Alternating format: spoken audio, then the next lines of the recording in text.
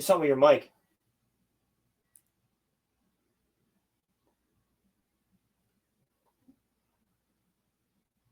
Now you're muted on it, StreamYard then. Well, Crimson Law shall return. Dude, do video now. There we go. There we go. Yeah, I don't know what that's about. I can't see you, but I can hear you. Oh, there you go. There we go. Hey, I can see me. I can see me. I can see you. Can you see me? Yeah. Access is on sound. I love that we both got. I can't wait to watch that with Roman. Dude, when Daimyo joined in, the moment he started talking shipping earlier with his what was the account name again? Like something sinister archetype. The moment he started mentioning shipping, I messaged him like, Daimyo, are you fucking with Tweedledee and Tweedledum? Dude, I actually thought it was. It would have made sense that it was Purist after the third thing he said. That's why I thought it was him. Because he said, "Where's Daimyo?" And Purist is in our Discord. So I was like, "Oh shit!" Nah, I think you're just a little gullible. Well, I figured he had to make a new account because it took his YouTube down. Anyway, no, the one thing I will say here, just like right off the bat, because it was talked about earlier and I was listening the whole time, Tokyo Revengers has one of the most unearned endings of any, like this, it competes with like some of the worst unearned endings you can find in a series. It's bad, like, and that's why I say I kind of enjoyed the manga to a certain point. After a certain extent, I was just kind of reading because I was, in for a penny, in for a pound. I was committed to like getting to the very end of it. You okay there? I almost sneezed and I had to stop myself. I didn't want to sneeze while you were talking. I'm sorry. It's all right. But basically, like, my frustration with that whole series is Takamichi has like zero spine, like zero bravado throughout the entire fucking thing. Like, you can make similar complaints about like Subaru Natsuki, but at least in his case, when you actually like get through a lot of like when you actually get through like most of an arc, he pulls it together and actually, starts doing shit and shows a level of confidence and backbone that a main character should. Takamichi's also a good person. What did you say? Takamichi also isn't a good person. I don't think it's not that he's not a good person. I think it's just that he's a dumbass.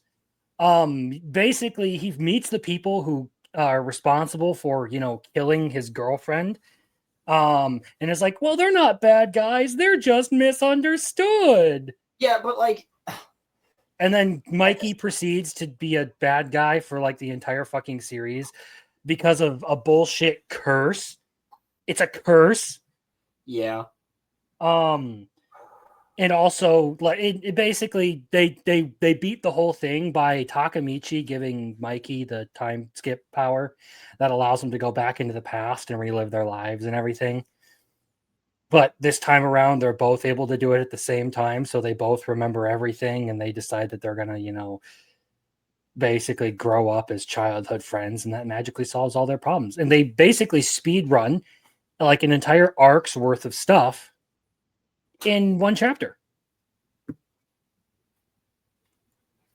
They're like, yeah, and then everyone lives happily ever after. Even the main villain Kisaki comes back and is at Takamichi's wedding. Yeah, because well, I figured that would be something that would happen at the end. Like that they would fix it so that everybody's fucking homies, right? Like season still dead. No. Like I said, literally everyone comes back. So basically here's how it goes. You get like a false ending. You get a false ending at the end of arc, like the third arc, which is like the big one where like Kisaki gets all the other people riled up at like the shipyard and everything.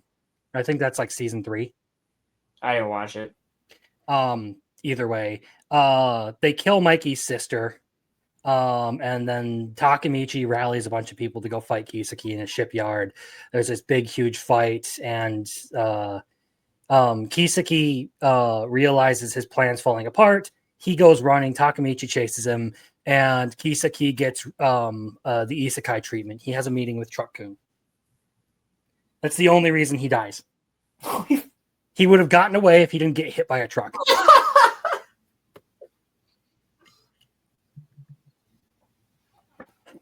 Okay, so like fast forward. So like some people are like dead. They died throughout the story, you know, all that kind of stuff.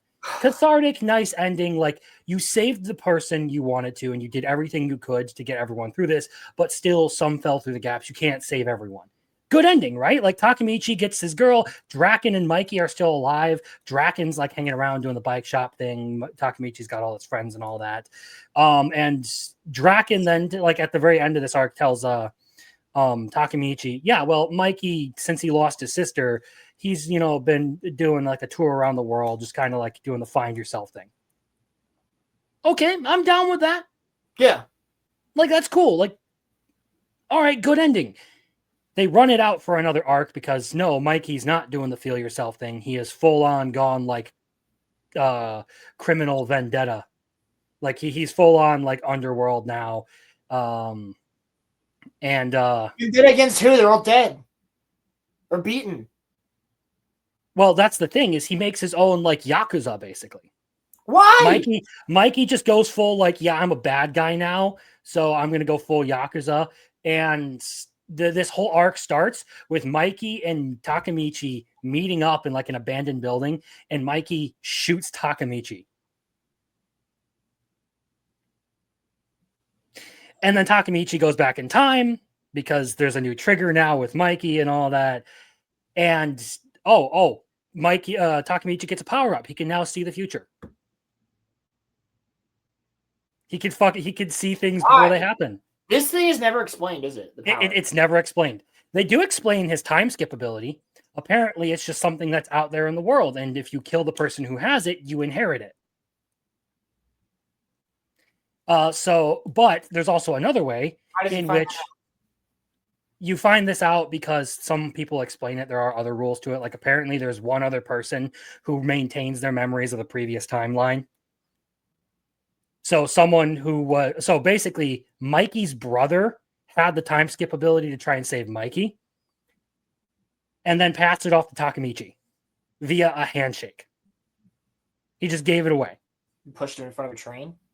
No, that was one of Takemichi's friends at the beginning. Yeah, I remember that. Either way, that's how Takemichi got it. So then Takemichi goes and fights Mikey, and all of a sudden he has this moment where he's like, I believe in myself. When did I start thinking I was weak? And he fucking launches a guy across the shipyard with a punch. I'm just like, okay, now you straight up fucking broken immersion. This dude can see the future, has Superman's level of strength, and still only barely manages to hold on long enough to get skewered by Mikey's katana. Only for Mikey to like snap out of it and be like, oh shit, I just killed my best friend. No! Just the whole Darth Vader, no! Kind of thing. And don't ask why I have a screwdriver. So then that's how they end up, going back in time. The Takemichi tries to pass the time skip thing off to Mikey, hoping that that'll like fix everything. Yeah. Like, great idea. Let's give the ability to rewind time to the guy who is, a cursed psychopath, prone to impulses of absolute violence. Yeah, brilliant. Killed me. Yeah. Anyway. God damn it. I needed to know how bad it was because I watched the first season. And I'm like, this is basic. Like Takemichi's basically just a shitter version of Subaru Natsuki. This show is like shonen BS. It was rough to watch the first season. I don't even know if I made it all the way through that first season. And then it was actually one of the very first reviews I did on my channel. And someone commented, yes, you think it's bad now? Wait until you see the ending. No, so at that point, I had to see the ending. So you bought the manga. So I would buy the manga. It was something I could read on my break. and it was okay enough. It was a distraction. And then the final arc is basically just it's not even shitting the bed. It is like full on like your dog ate something bad, came barreling in at like 2 a.m. and just sprayed all over the fucking sheets.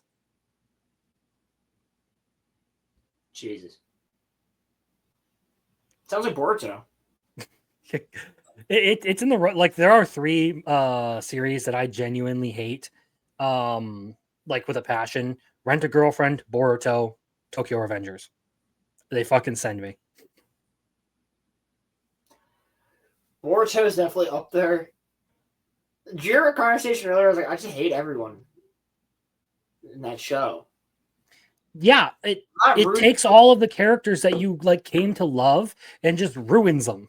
Well, it's not even that. It's like they're the only good parts of it, but the why doesn't Shino get a girlfriend? What did he do to deserve nothing?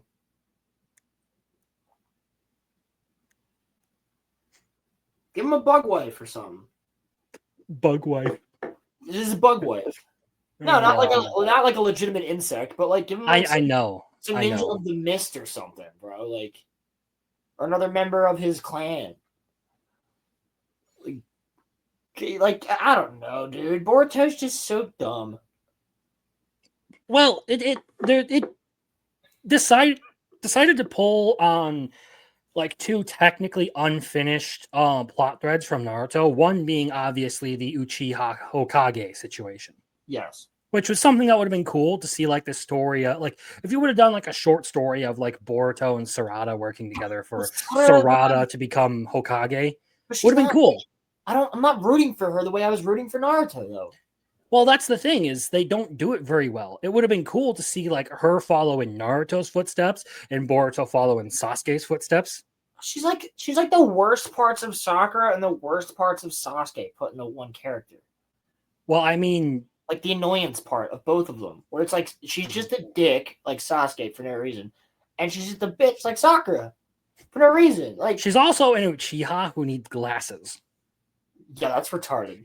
An Uchiha, a clan famous for their incredible vision, who needs glasses.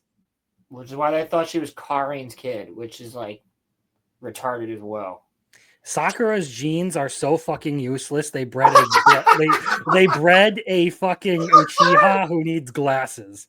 Yo, make a fucking make a fucking Naruto ad for genes. Sakura has bad genes. What's what? Ino has great genes. Sydney Sweeney could play Ino. I'd be okay with that. Anyway, but really the big like crime that Boruto commits is it decides to pursue a already bad plot thread from Naruto in the form of interdimensional like chakra vampires. Yeah. It basically goes, yeah, you know that like weird Alex Jones rant that Kishimoto went off on at the very end? Let's go with that for the centerpiece of our plot.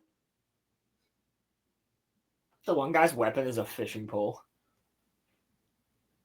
Oh, the time travel dude? He's got a fishing rod. I'm gonna press your chakra. I go fishing for chakra. Well, I mean, Gon Freaks in Hunter x Hunter starts off the series using a fishing pole as a weapon. But he actually does it in an interesting way. You can have a character that uses a fishing pole as a weapon in a really cool way, but they don't. There is one in Ruby, actually. Is there? I don't remember a fishing pole person in fucking Ruby. One of the members of Atlas, the Atlas squad, the 4 members of the Atlas squad in season 4 or 5 or 6 was the end. I kind of blot a lot of that out of my memory because it's the guy who Crow kills that he's friends with. Oh, the luck dude. Yeah, the guy who Crow stabs in the snow after they crash, after the whale falls. Yeah, when they're fighting the fucking scorpion dude. I forget what his name is. No. Yes, actually, yes. They're both fighting him, and then Crow kills him. Crow kills his friend, yeah. Mm-hmm. And then they all think that Crow killed him. Yeah, Like, it was the Scorpion dude who did the stabbing, I believe. who forced Crow to kill him. No, I'm pretty sure that like they got to like a standstill, and then while they were both distracted, the Scorpion dude came up and just stabbed the dude in the back, and then fucking ran off. Wait, his name, the Scorpion guy, Tyrion. Tyrion, yes, Tyrion Lannister. I knew it was a Game of Thrones character. God, dude, I really wish that show continued. I don't. Why? It turns to shit in the last couple of seasons. Yeah. Okay, so let me frame this one for you. After season 3, it is quite a bit of a downhill slide. I agree. I just wish it had a decent. It was a battle shonen basically that slowly turned into a shoujo anime. Cinder got completely fucked. Raven got completely fucked. Crow got completely. Crow's the best character. He got completely fucked. Ozpin got completely fucked. They made him a shittier version of Dumbledore. Yeah, no. What I was saying is, when it comes to like Ozpin and everything that happens in the tower there, like you should still, like narratively speaking, you should still have him lose that fight. But it should have been one of those things where like that's where Cinder brings in or not Cinder, where Salem brings in the giant whale, and then Ozpin uses his staff to fucking kill the thing and take himself out with it. That's why he gets reincarnated. Yep. But or no, they didn't do that. Do it with the dragon and save the whale for later. Yeah. Because the whale makes more sense when it comes to Atlas, right? But like, because it's a flying whale, that's fucking crazy. It's a massive warship basically, and like you could fly it over. You could use it as a blimp, like, and you fly it over Atlas and just drop fucking Grim on it, like, dude, like. So let me finish up my thoughts here. And sorry.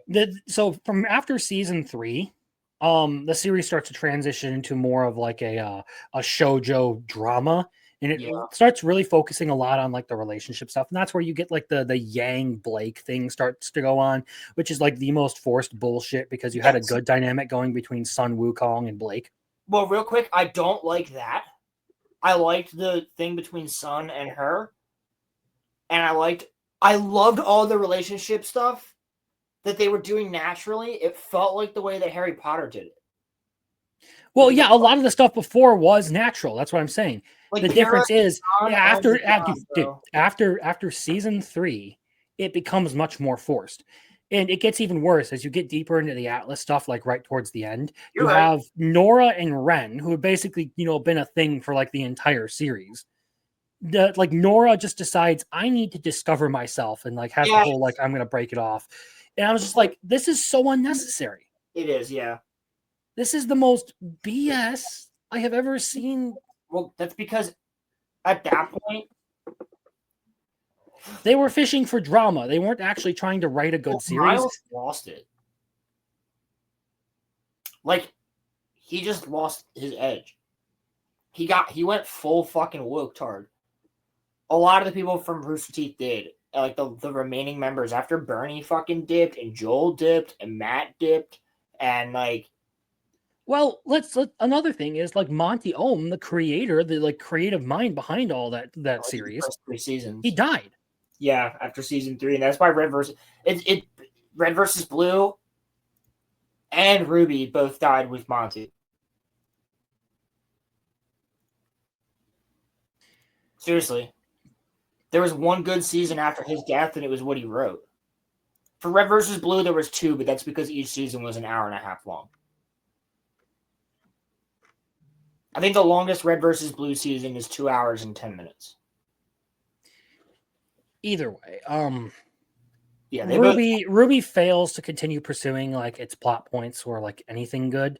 After season 3, if you ask me, it just starts to go downhill. There were some interesting things that happened. Like I did like what they did with Ironwood.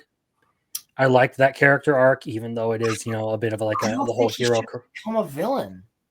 I feel like it fits perfectly with everything that's going on here. Well, he doesn't go insane. He doesn't go insane. He kind of becomes like paranoid over everything. And this is someone who had already exhibited some of those traits. Like he's like constantly like prepping for war and all of that. Yeah, He is the you're person who is taking things most seriously. Like, we need to be ready for all possibilities. And the moment he finds out that there's information being withheld from him by the people he trusted the most, of course he would be paranoid and have the whole breakdown and everything, especially if people start instigating on that. You know what else who went from not even close to my favorite character to my favorite character by the end of the show? They're in season 1. Can you guess? One of the main characters, somebody that you don't like and that you really like. Jean? I was gonna say Weiss. Weiss? I love her. See, when it comes to characters in that show, I still think Jean is my favorite. Jean's great, but I want Jean and Weiss to be a thing. I would ship them. I would. I did. After Pyrrha died, I was like, oh yeah, no, they're setting that up.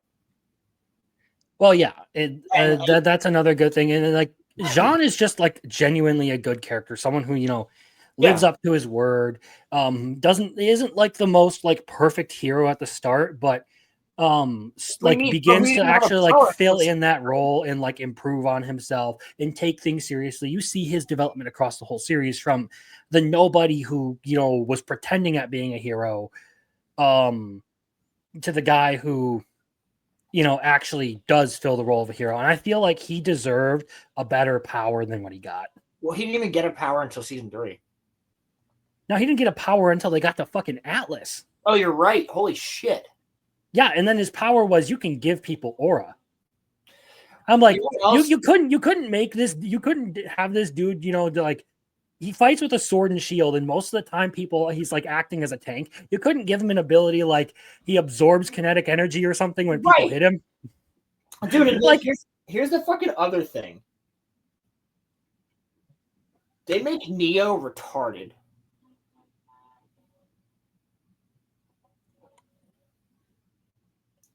By the end. Neapolitan? Oh, Neo. I thought you said Neo. No, Neo, yeah.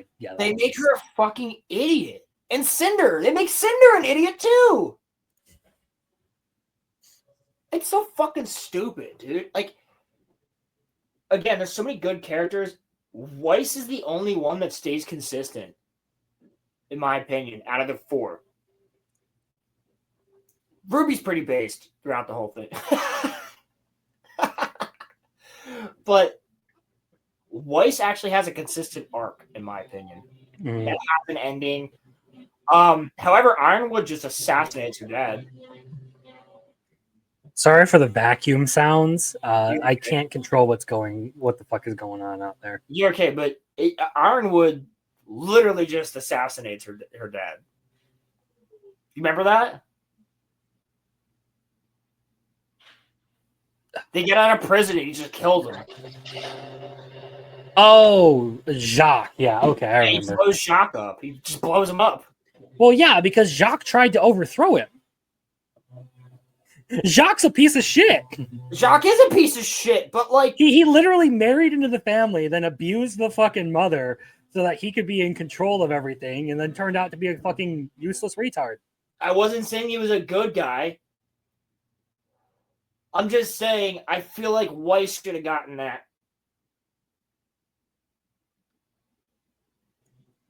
Weiss or the older sister, Winter, I believe her name was. Yeah, Weiss or Winter should have gotten that. Or the son. Whitley. Oh, yeah. I forgot he exists. Whitley should have gotten it because Whitley's the one who turns on his father and gets him locked up. At the very end. It would have been nice to have not just Weiss, but like all of Team Ruby work together on that one, because Blake still has her beef with the fucking Schnee family. Yeah. For their the Adam Taurus thing, they could have held on to Adam as a better character than what they fucking did. They fucked him over. They fucked Raven over. They fucked Cinder over. All their villains get fucked over, and then you have Jen Taylor, the voice of Cortana, as your main villain, and you don't use her to her full potential? Are you fucking serious?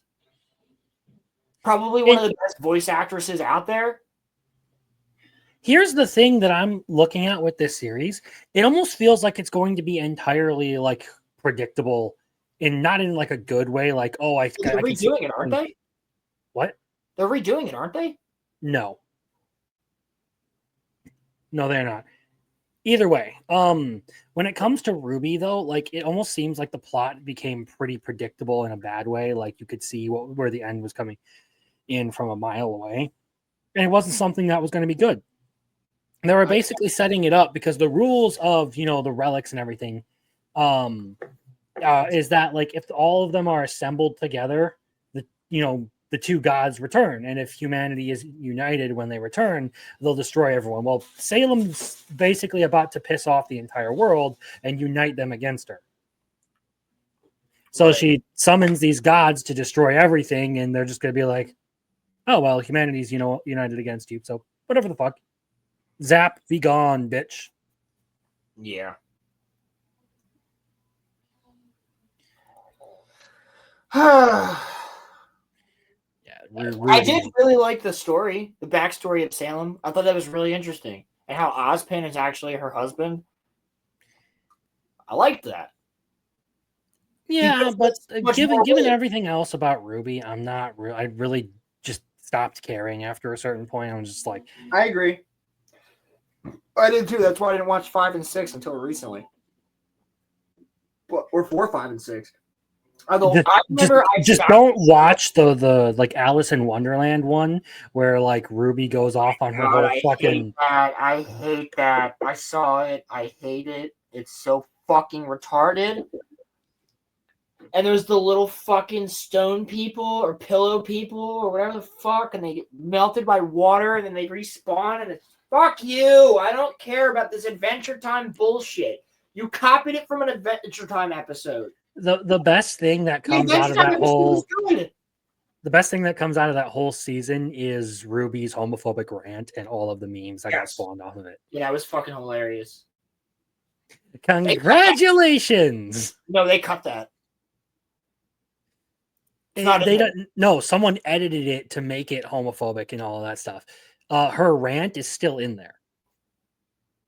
She just doesn't say what all the memes said about like the homophobic stuff. She basically just chews them out for doing the will they won't they dance the whole time. Yes. In the fan version, they make it a lot more homophobic. It's funny.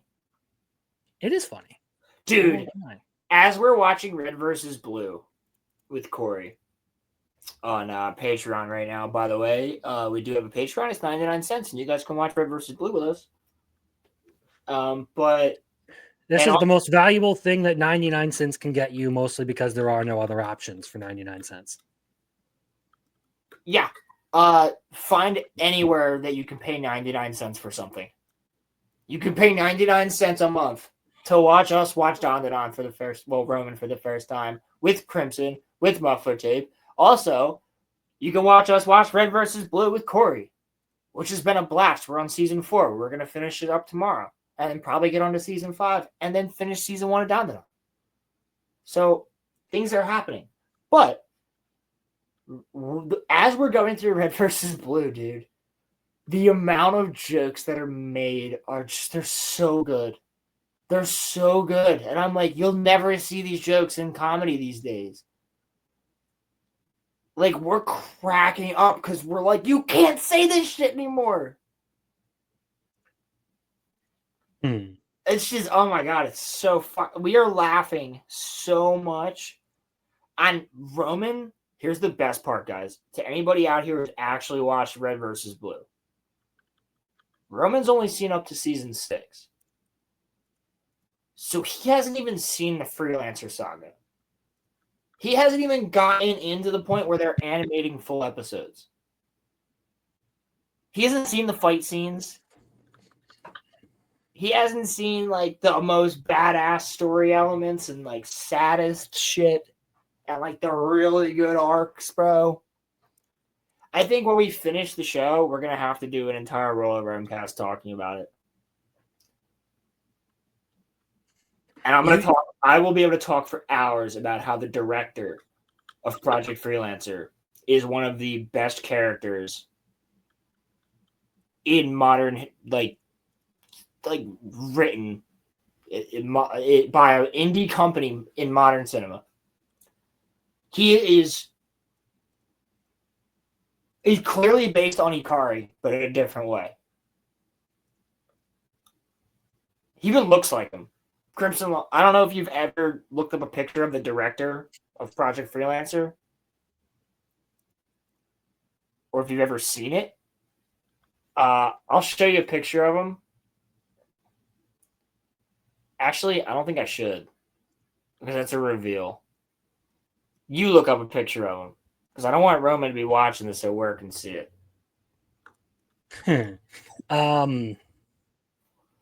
But a second here, dude, there's so many good scenes in Red vs. Blue that Roman has no idea about. That, like, so he has seen we're at the point where the story is actually really beginning and starting to ramp up. And it's still very slapstick and like goofy, but the story's there. All of the comedic shit from season 1 to 4 or 5 starts to get explained in 6. And it's like, oh, all this ridiculous bullshit that was literally just a joke actually isn't. And like, oh, we all thought we were time travelers and all this other shit. Maybe it's a little bit different than that. But tell me that the director of Project Freelancer doesn't look like Ikari. Didn't look like Ikari from what I saw. With the glasses and the beard? The hair? Oh, you probably saw the picture of him without the glasses on. Maybe, perhaps. I was going to say, that's when he takes them off. Well, there's a director and the counselor. The counselor was a black guy.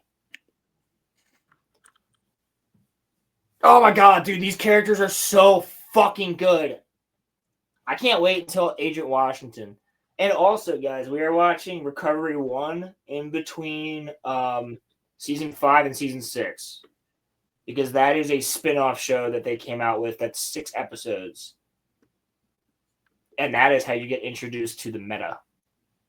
And Agent Washington. And Agent York. And I think South Dakota. York's the goat. You like knock-knock jokes? Knock-knock, asshole. God, I fucking love that show. So fucking good. I can't, dude, we're so close to, like, when this shit is going to ramp up. Because we're just all, like, the watch party for season 6 is going to be long. That's for sure. I know this to be true because Corey and I are Red versus Blue fucking lore experts, bro. So when we see shit, we're like, oh my god, they planned this. They planned it. Like, we just... like, if you guys watch our fucking reviews, they're fun. They're a lot of fun. And Roman's asking questions and we're like, I don't know if I can answer this. Because if I answer this, it might change something entirely. Yo, actually, I'm going to fucking pull up a clip real fast. And I'm going to show you guys when I was 7 years old. I found this on my old school fucking cube-ass computer that my mom used for work when I was allowed to go on YouTube, this new website that came out. Or maybe it was 2008 or 9. Probably 9. And I found this. Let me go on here. It was... I'm not going to play the actual thing. But it was a... What the fuck?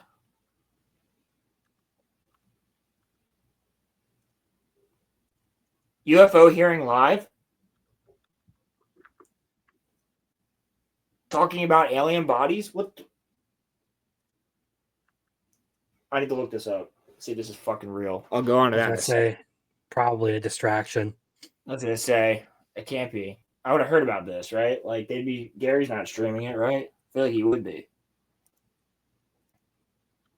I mean, it is a Friday, and it's about 3 o'clock. They're probably getting ready for Friday Night Tights here soon.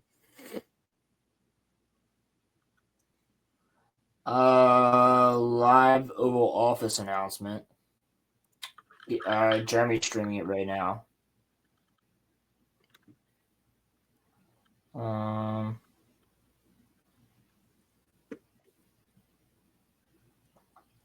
Let's see. No, I'm not seeing it. I don't. I think that's a fucking lie.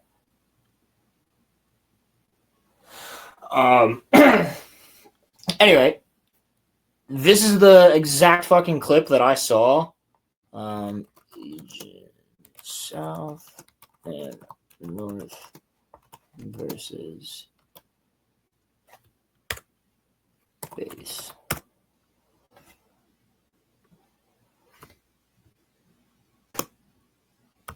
RVB. I remember I saw a fucking clip of this.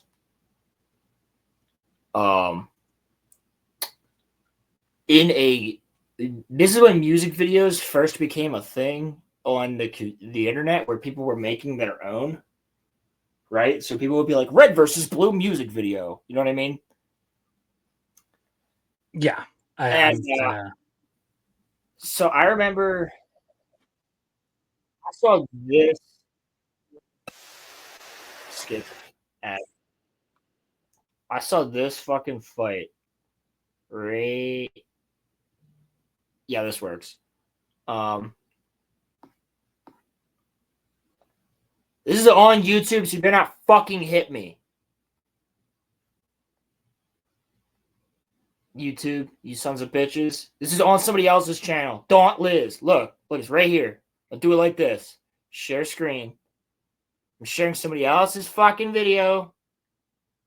Cool. All right. I'll play it like this. So I saw this in fucking Alien, the Katy Perry song, or Extraterrestrial, or whatever. That's a very famous Red versus Blue music video. If you look it up right now, Red versus Blue Extraterrestrial, you can fucking find it immediately. It probably has millions of views. It was one of the first Red versus Blue music videos out there, and the Katy Perry song had just come out. I was just looking up Halo music video, and I found it. And I was like, what the fuck is this? And it said Red versus Blue, and I was like, oh, what is that? So I started watching Red versus Blue at like 8 or 9, and I probably shouldn't have, but I watched it so fucking fast I caught up. And I thought I was going to get in trouble for watching it because they cursed so much. Then I started when I was there are some things like that I probably should have gotten in trouble with, like watching Happy Tree Friends. Oh my god, dude! My friend sent me that. I watched Mr. Happy Face. You ever seen that? I don't think so. Mr. Happy Face, where he's like, "Hi, Timmy," and he's got like a knife, and it's a happy smiley face. He's like, "I'm gonna kill your dog, Timmy." That whole era had a really fucked sense of humor. I fucking drew him in school and got in trouble for it. Because I drew a smiley face with a bloody knife. And I was like, bro, it's in a YouTube video. They were like, you probably shouldn't be watching this much YouTube. And I was like, I don't know, I'm just creative. I couldn't think about it. You told me to draw something. I couldn't think about what to draw. And I was like, I just saw this last night. I was like 10 anyway. Whatever. It's still a fucked up video. But it was, I thought it was, in my mind, I'm thinking, this is ridiculous. It is a smiley face with a bloody knife. That's fucking stupid. That's how I was thinking about it. Meanwhile, my teacher's probably like, what the fuck? I remember it. I was like, Mom, this is stupid.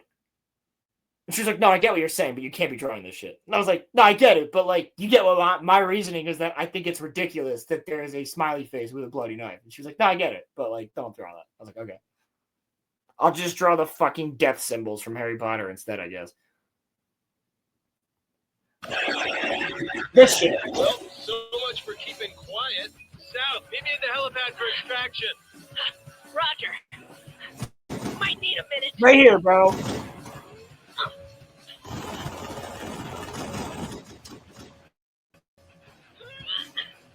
Bro, this is the shit I'm seeing when I'm like fucking 9. I'm like, what the living shit is this?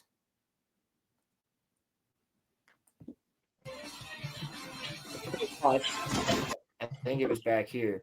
Where's the one where they fucking... Yeah, the gun. This is the shit. This exact fucking scene. Right here, bro. I remember seeing this, and I was like, I'm hooked. I'm watching this fucking show.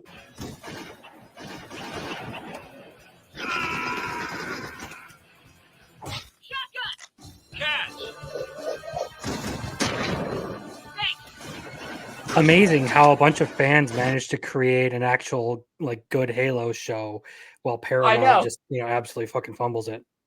I know. It's fucking ridiculous, dude. Like I remember seeing that as a kid and just being like, this is the coolest shit I've ever seen. And the choreography, guess who fucking did it? Monty Ohm. That checks out. Yep. He's the one who created that fucking tech for them. He did the motion capture. Him and a couple other people did the motion capture for all those fucking characters, bro.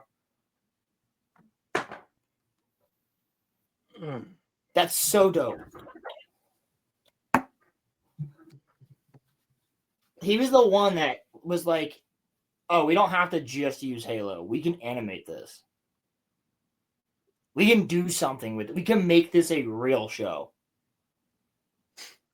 And like, bro, Roman hasn't seen that yet. He hasn't even gotten to that. That's season 7. We're halfway through 4.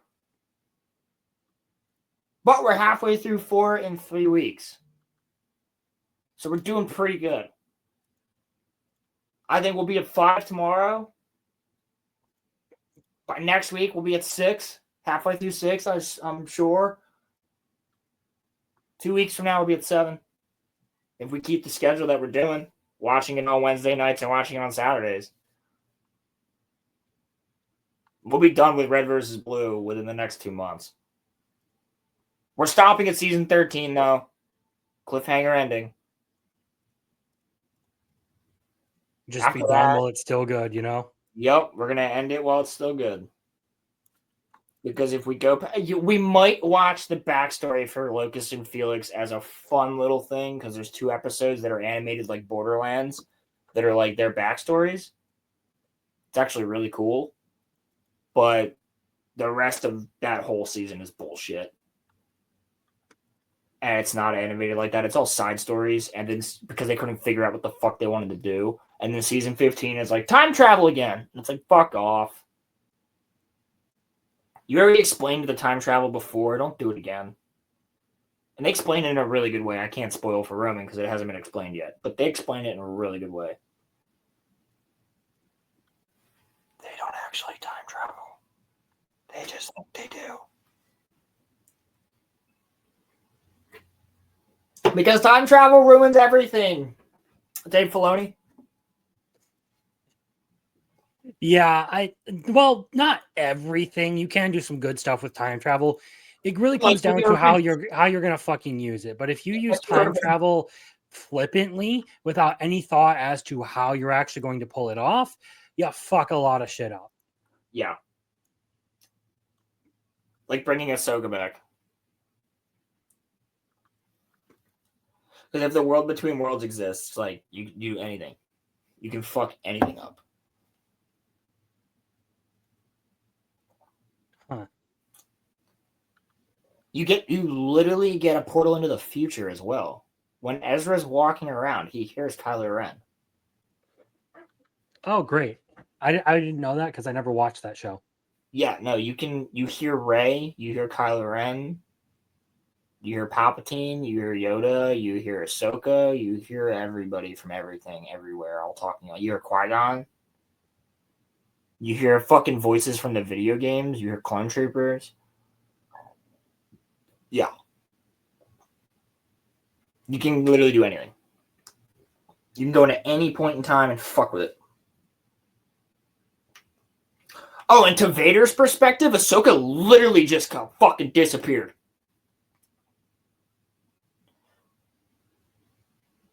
And then he blew up. Then we need like a fucking Crisis on Infinite Earth, but for Star Wars at this point. Yeah, honestly, fuck it. Just do it. Just put everybody in a movie, make it the fucking Avengers, have them all fucking kill each other and die, and then just restart it all. Fuck it. Make a Lord of the Rings Star Wars crossover at this point. I don't give a shit. Have all the Empire join up with Sauron's forces and have all fucking the good guys join up with the light side and have them all battle over Middle Earth. I'd watch that over half the shit that's coming out these days. Orcs and troopers and battle droids versus fucking clone troopers and Jedi and the Gondorians and the Rohirrim. Yeah, I'm with it. I'd much rather watch that. Lord of the Rings with lightsabers? Yeah, I'd watch that over half the shit you're coming out with. I want to see a council meeting between Saruman, Palpatine, and Count Dooku. Yes, I know Count Dooku and Saruman look alike. You can even be like, wow, we look very similar. Just put Obi-Wan and Gandalf in the same room. Right. Dude, I came up with this idea with my cousin when we were like, I was 10 and he was 12. Or like I was like 11 and he was 13, something like that. 14. We were talking about this one night playing Lord of the Rings Conquest. I was like, bro, Star Wars and Lord of the Rings together could actually work, but it would never happen. It could actually work. Very interestingly, like, you know, you have like something happen where the battle just reaches Middle Earth as a planet. And then they're like, wow, it's very similar to Don, where like Middle Earth has its own powers and shit. Yeah, it could work. There's a fan fiction idea for somebody out there. I don't know. Maybe Daimyo would take that one on, dude. He really likes his fan fiction. That's just a video of a black kid putting on watermelon armor. Okay. He's scrolling Twitter right now. Yeah. I love how I knew it was fucking Twitter too. That's hilarious. Only on Twitter, man. Only on Twitter. Yo, by the way, the RoloRome cast has the fucking Discord now, guys. Join it because we're hell diving all the time. If anybody wants to be part of that. We were diving last night for democracy, motherfucker. Diving into these nuts. Got him. An iconic, and I've been fucking it up. Corey Matt. Brochacho.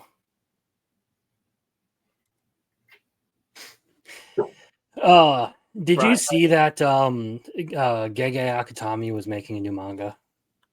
Or starting a new manga? I mentioned it earlier, and I was told it is a spinoff. I don't know the ending of Jujutsu, so. From what I heard, he's doing a completely like new series. It's just a short one that he's doing. Okay. But it's a completely new series. It's not attached to Jujutsu Kaisen? From what I understand, yes. Yes, it is, or yes, it isn't? From what I understand, it is not attached to Jujutsu Kaisen. Gotcha. Although I haven't looked into it that much, so maybe I'm wrong on that. I want to... I feel like I should... Should we go over the trailer? Pardon me. Trailer for what? Jujutsu Kaisen. Did you ever do that on your channel? I didn't see any trailers or anything for it. You didn't see the trailer for season 3? No, I didn't. Would you mind pulling it up? It'll probably run better through your end. Is that okay? I don't know if there's going to be anything new about it, though. Let me see what I can do. No, a trailer dropped. I saw it.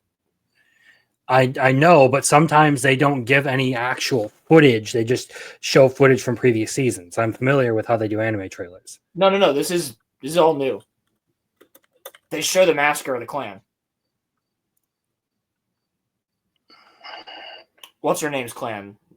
The girl with the green hair. They show her fucking them up with Maki. All right, here we go.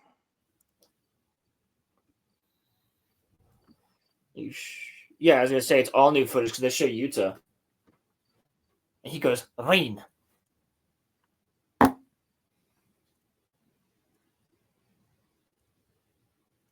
name's Rain, right? I'm not wrong. Rika.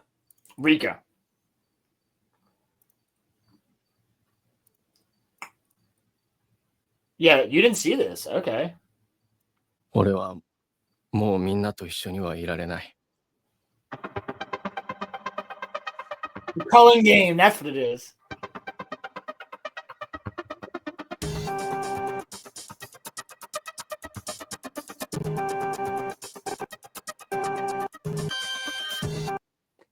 I mean, obviously the animation looks good. I mean, Jujutsu Kaisen hasn't ever really disappointed in that one. It always slaps.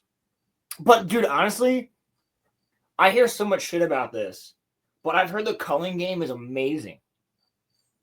It really depends. A lot of people, even in like, I have some people who are, viewers of my streams who think that Shibuya was just kind of like over the top. I don't think Jujutsu Kaisen was ever really like an amazingly written story. There are a lot of cool things about it. It's a good battle shonen, but when we start talking about like actual storytelling for an anime or whatever, it's not something that I would ever bring up because I think that there are a lot of times where it's just half-baked and it gets a lot of attention because it's cool. Yeah, I mean, I like Jujutsu Kaisen a lot. I like the aspect of it. I like the ideas of it. But it truly, really is an amalgamation of like just other stuff that he really liked. Like, it's very similar to Bleach. It's very similar to, like, instead of, like, me having it's very fucking similar to Black Clover mixed with, like, All Might and Deku, right? It's like, instead of eating my hair and gaining power, you eat my finger. But also, instead of having an anti-magic devil inside you, you're now, like, you have the actual Satan inside you who wants to take control, which is very similar to Kurama. Like, it's like an amalgamation of all these different ideas. Well, that's a lot of stories you can draw those similarities, and I agree. And this is why I usually like make the reference to like writing is like cooking. You're always going to start with the same like basic ingredients. It's just coming down to how you prepare them. Well, I mean, that's how my book is. I'm trying to, as I write, I'm really trying to like move away from certain things, but like the aspects of the ideas that I've gained through writing and through learning from some of these manga creators and other authors that I love, like Tolkien or even J.K. Rowling, like other people that I really like Treasure Island is a big book that I always go back to. Like some of these writing styles and whatnot, like I don't want to take aspects of them, but I want to learn from them, And it's very hard sometimes to not actually like just do something similar. And you know this, you're a writer, Crimson. It's not you're always going to take inspiration. That's fine. Mm-hmm. Like even Tolkien took inspiration. He took inspiration from Christianity and the Bible, right? And English mythology. Everyone's going to take some inspiration from something. It's just a matter of how you twist it. You're right. It's how you cook. And I think that's a great way to put it. I've never heard anybody put it like that. And I really like the way you just put that. It's the same way that you say fatherless behavior. That's another quote of mine that I love from you. But yeah, I mean, I think that Jujutsu Kaisen is just kind of, I don't want to say mid because I feel like that's unfair.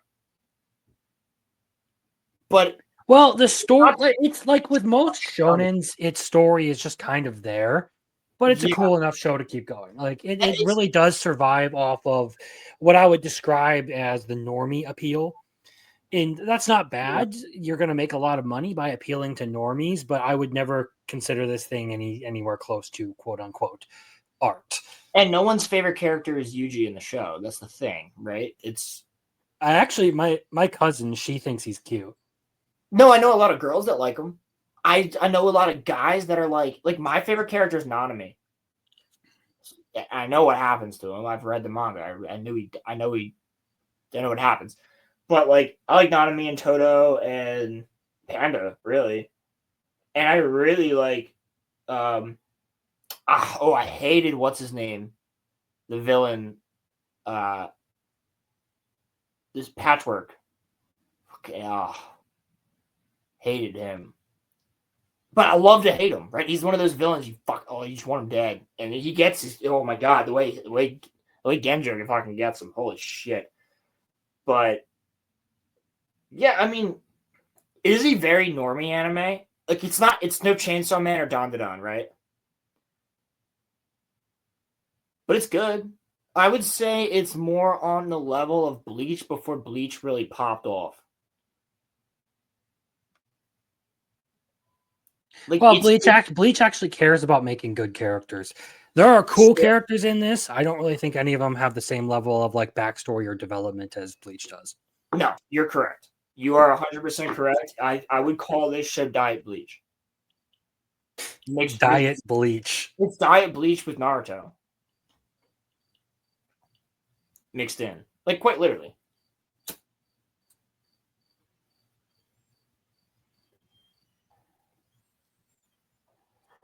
Are we ready to continue? Yeah, I mean, the powers are cool. There's a lot of good characters. Nobody gets a lot of development, though. And, like, as soon as they start to, they usually die. And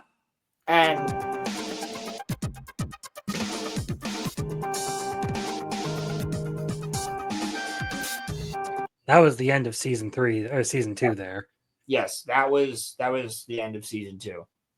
That was actually reshown, but they're going to reshow that in the beginning of season 3. So probably, yeah, I don't mind. One of the things I was worried about with a lot of anime trailers, like the first announcement they get, all you'll see is like footage from previous seasons, like that they throw in there for filler. Which I get it. I edit videos that way a little bit because it's convenient. But when it comes to releasing something brand new, I want to see new footage.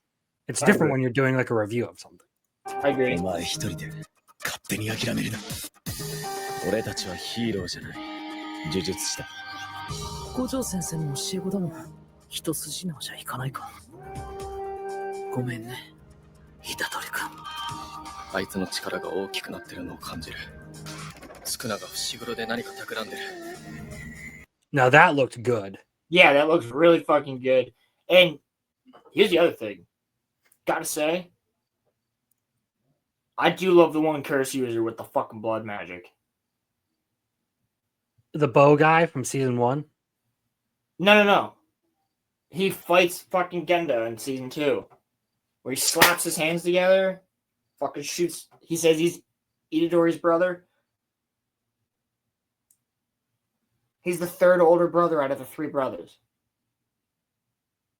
The guy who shoots arrows of blood out of his fingers. Oh, okay, the half curse, yeah. Yes. He's sick as fuck. That's a dope ability. Mm-hmm. Yuji's older brother. Yeah, well, yeah, but Toto is his real brother. Toto's special power is schizophrenia. I fucking love Toto, bro. What kind of woman do you like? I also love the fact. I love the scene where Yuji has to be. Remember how he has to watch movies and stay awake? I love the fact that he's falling asleep during the end of the Fellowship with the Ring, and all the fucking stuffed animals punch him to wake him up because they're like, "It's fucking Lord of the Rings." Yeah. Like they literally show the scene where Frodo and Sam are on the boat. He's like, "Yo, my Sam." Do you not remember that? It's in season 1. He's watching Lord of the Rings when he's falling asleep, and they punch him to wake him up because it's the end of Lord of the Rings. I do remember that. Yeah, I do remember the Lord of the Rings thing. I always thought that was a really nice reference to see. Like, man, Gojo got some fucking taste. Yeah, right? Well, then again, Gojo did say he was going to subject him to all sorts of crappy movies. No, but he also said, "I want to subject you to long movies and crappy movies." So he also watched The Room. There's a Room reference, too. So it's like he has to watch really long movies and really shitty movies. That's the whole point. Do you So think it's he not watched the space movie from 1982? 1992. 1992? So does that answer your question? Because I know the year. I have No, that entire. I was gonna say, do you think Yuji had to watch the space movie from 1992? I hope he did. It'd be really fucking funny. I've watched that movie. It's fucking hilarious. It's so bad. It's. Well, what do you expect from a show named that? You know his name? Do you know the name of the director? No. Watch this. Crimson, can you do me a favor and Google who directed 1992 space movie?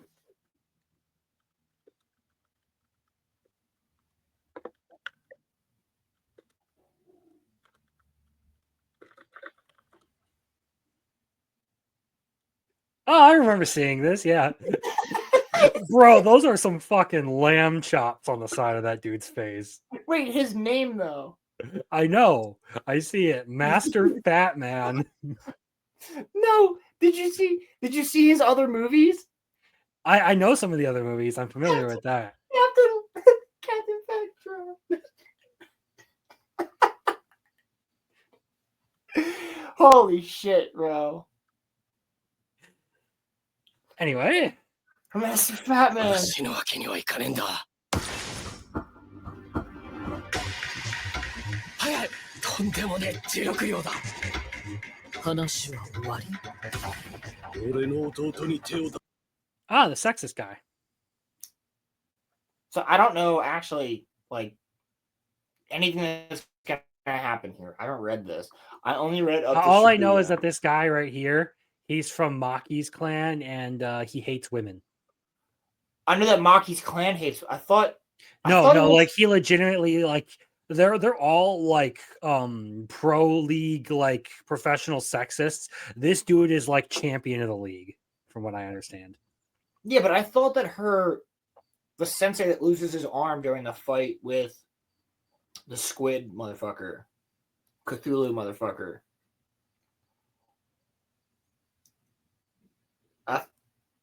I thought Maki kills him. Or does she kill this guy? The answer is all of the above. Well, yeah, because who's Maki's But- sister? What's Maki's sister's name? My. Yeah, because what happens to Mai? I remember Mhm. when that was happening. Either way, I just wanted to make the comment like it's this dude right here, this particular motherfucker, for some reason just has it in for women. So He's never gonna get no pussy. it don't matter. He's the head of the clan. そして生きて帰れると思っているのか。すべての歪みがあの時始まったのかもしれない。 There it is. 大気悪いな。 There it is. That was it. Mhm. 大勢死んだんだぞ。頼む。お前の力が必要だ。自分のためだけに生きるのはきっといつか限界が来る。行くよ、リカ。 Yeah, Rika. Yeah, so this comes out January next year, alongside of Freerin, Hell's Paradise. There's a lot of stuff coming out in January. Oh, Hell's Paradise comes back? Yeah, season 2. Oh, let's go. I fucking loved Hell's Paradise. Underrated. Great intro. Honestly, I felt like the real underrated anime of that season was Heavenly Delusion. Probably because I never heard of it. Yeah, it was on Disney Plus, or it was basically locked behind Disney Plus. Almost nobody heard of it, but it was a really, really good anime. It came out the same season as Hell's Paradise. I personally liked it more than Hell's Paradise. What's it about? It's like a post-apocalyptic like world. You have these two kids wandering Japan, like looking.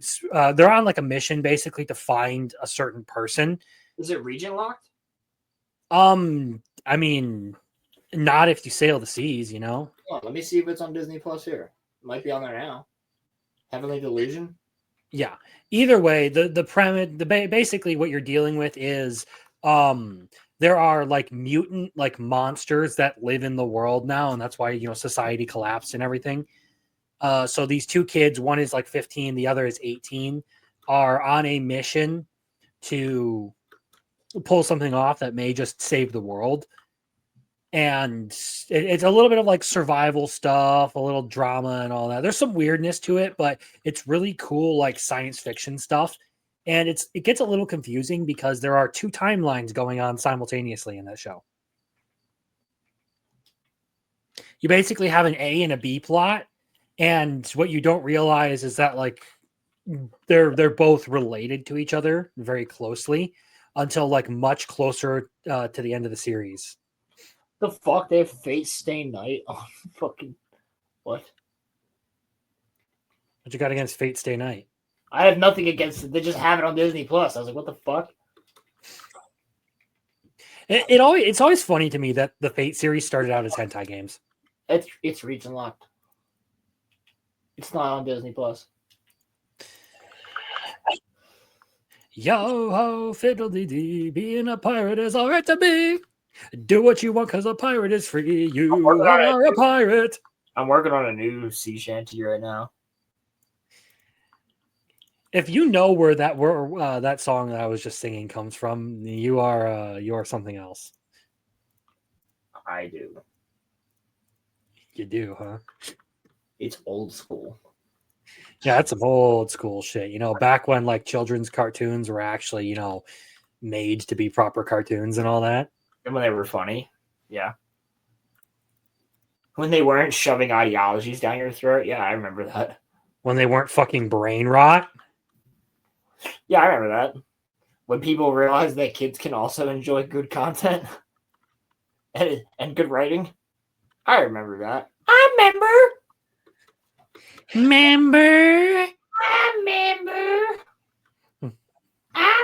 when TV was good. Now all we got is anime. All we got, like, as if there isn't plenty of anime to watch.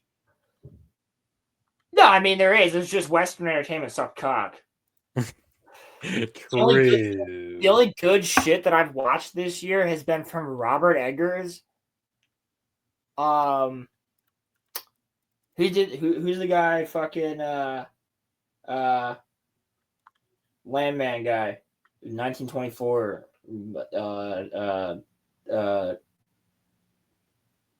Sheridan, Taylor Sheridan. He's making good shit, and The Gentleman is fucking phenomenal. I can't wait. I can't wait for season 2 of The Gentleman. Have you watched The Gentleman, Crimson? I don't watch a lot of live action stuff anymore.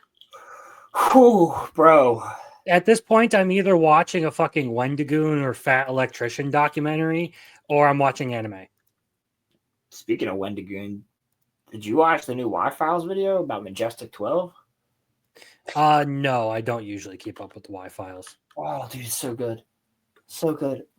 Highly recommend. But I also highly recommend The Gentleman. I finally came around to watching it. I do like not necessarily crime, but like crime thriller-ish stuff. It's like a John Wick type of vibe. Yeah. No, I get it. Like I enjoyed watching stuff like Heat or some of the like older westerns with my dad. So well, Guy Ritchie did The Gentleman. And it was a really good movie with Matthew McConaughey in it. But he created it as a show for Netflix, dude. And it took me a couple of years to watch it, but oh my god, it's so fucking good.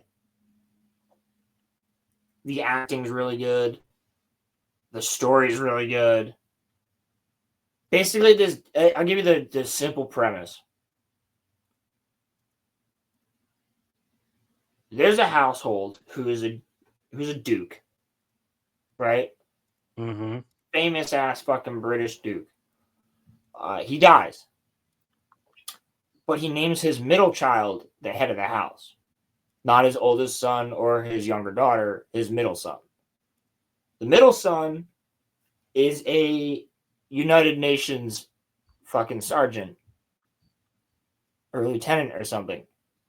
So he gets brought back from Yemen or wherever the fuck he is to preside over what's going on with the family. Older brother's a little bit pissed. They figure it out. They're cool. Quickly find out that a lot of their family's money that they now have comes from an underground fucking warehouse on the estate where a drug cartel is selling pot and growing pot. They want out. So the entire point of the main character is that he wants his family out. He wants out of this. So he does what he needs to do, criminally wise, to help the cartel make enough money so that they don't have to be on his land and they can dip off to another person's land and get off of his and they can be out of his hair forever. And they're cool with that. But he ends up liking it a lot. And it's really fucking good. And the head of the crime syndicate is in jail, but he has his own estate on the land of the prison, and he just gets to live his life freely, and he sends pigeons out to correspond with people. Well, yeah, I mean, a lot of the like mob heads who went to jail had shit like that. Yeah, like dude, it's such when a they did what is the movie Goodfellas? Goodfellas, that's the one. It is so fucking good. Crimson, I'm with you. I don't watch a lot of shows with real actors in them unless I'm reviewing it. Like, the only one I'm watching right now is Alien, because I'm fucking talking about it. But other than that, the only new show, not even new, but the only shows that I've watched that are new to me recently, other than House of the Dragon when it came out, have been The Gentleman and Black Sails. Because both of which genuinely intrigued me, and both of which are fucking dope. Black Sails is ending kind of, it's 50-50. You're going to hate it or you're going to love it. I like it because it leads right into the Treasure Island book. Some people might not like it. I like it. But when it comes to The Gentleman, that's like one of the only shows other than Cobra Kai that I've watched in the past couple of years that I'm like, oh, that was fucking great. I can't wait for season 2. It's so fucking good. All the characters, all the different syndicates you meet. Bro, there's a syndicate, Crimson. It's the Catholic Church. They call him the pastor.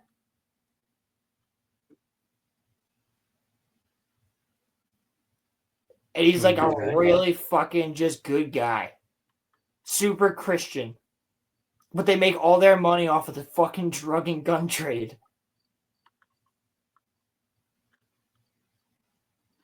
It's so interesting, bro.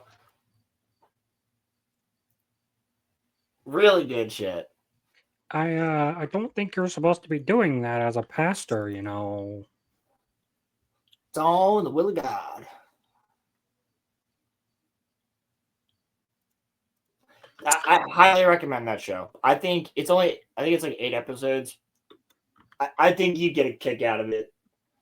I think it would be a good little, like, I don't know, different change of pace for you. Because it was for me. You know what I mean? Mm-hmm. It's like, I don't watch a lot of shit that's not anime at this point or YouTube. But when I watched that, I was like, God damn, this is a great show. Before that, dude, I was rewatching shit. I rewatched Falling Skies. I rewatched Burn Notice for like the fucking 4th time.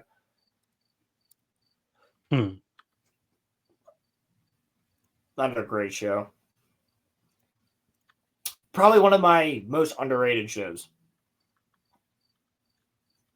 Shout out to Burn Notice if anybody in chat's ever watched it. It's fucking great.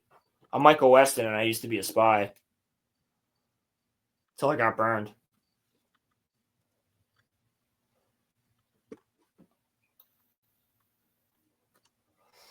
Oh, great fucking show. Good times. I miss when we had that shit, dude. What, when people actually like cared about the things they were creating? Yeah. That was nice. It always was, you know. And I mean, I've made this point a couple of times on like the anime podcasts and stuff. You can tell when it's like you can tell just by the quality of the work when people actually care about like what they're making. Like this season, you can tell that people like someone really autistic is working on the fucking rock anime because it shows like they clearly know what they're doing with that one. Right. Well, I mean, it's the same thing. It's like when I see a truly good adaptation of something,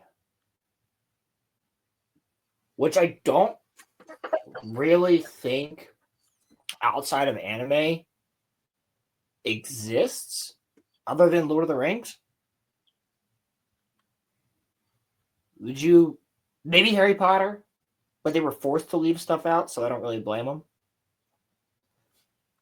But like, would you agree? Is there really anything else outside of like some of the anime that were like manga was turned into that was like truly a 1-to-1 as close as it could be adaptation? I don't know. I haven't really. I don't know if I've watched enough to say that because Western properties seem to be a little bit, loose on the idea of adaptations. And I see some people try to push this with like manga and anime, like they should allow for more freedom or whatever with the adaptation. I'm like, Dandadan does it perfectly. Like that whole opening. Like there's with the Evil Eye stuff, there is an entire section of that Evil Eye that just wasn't in the manga that I think was a good addition.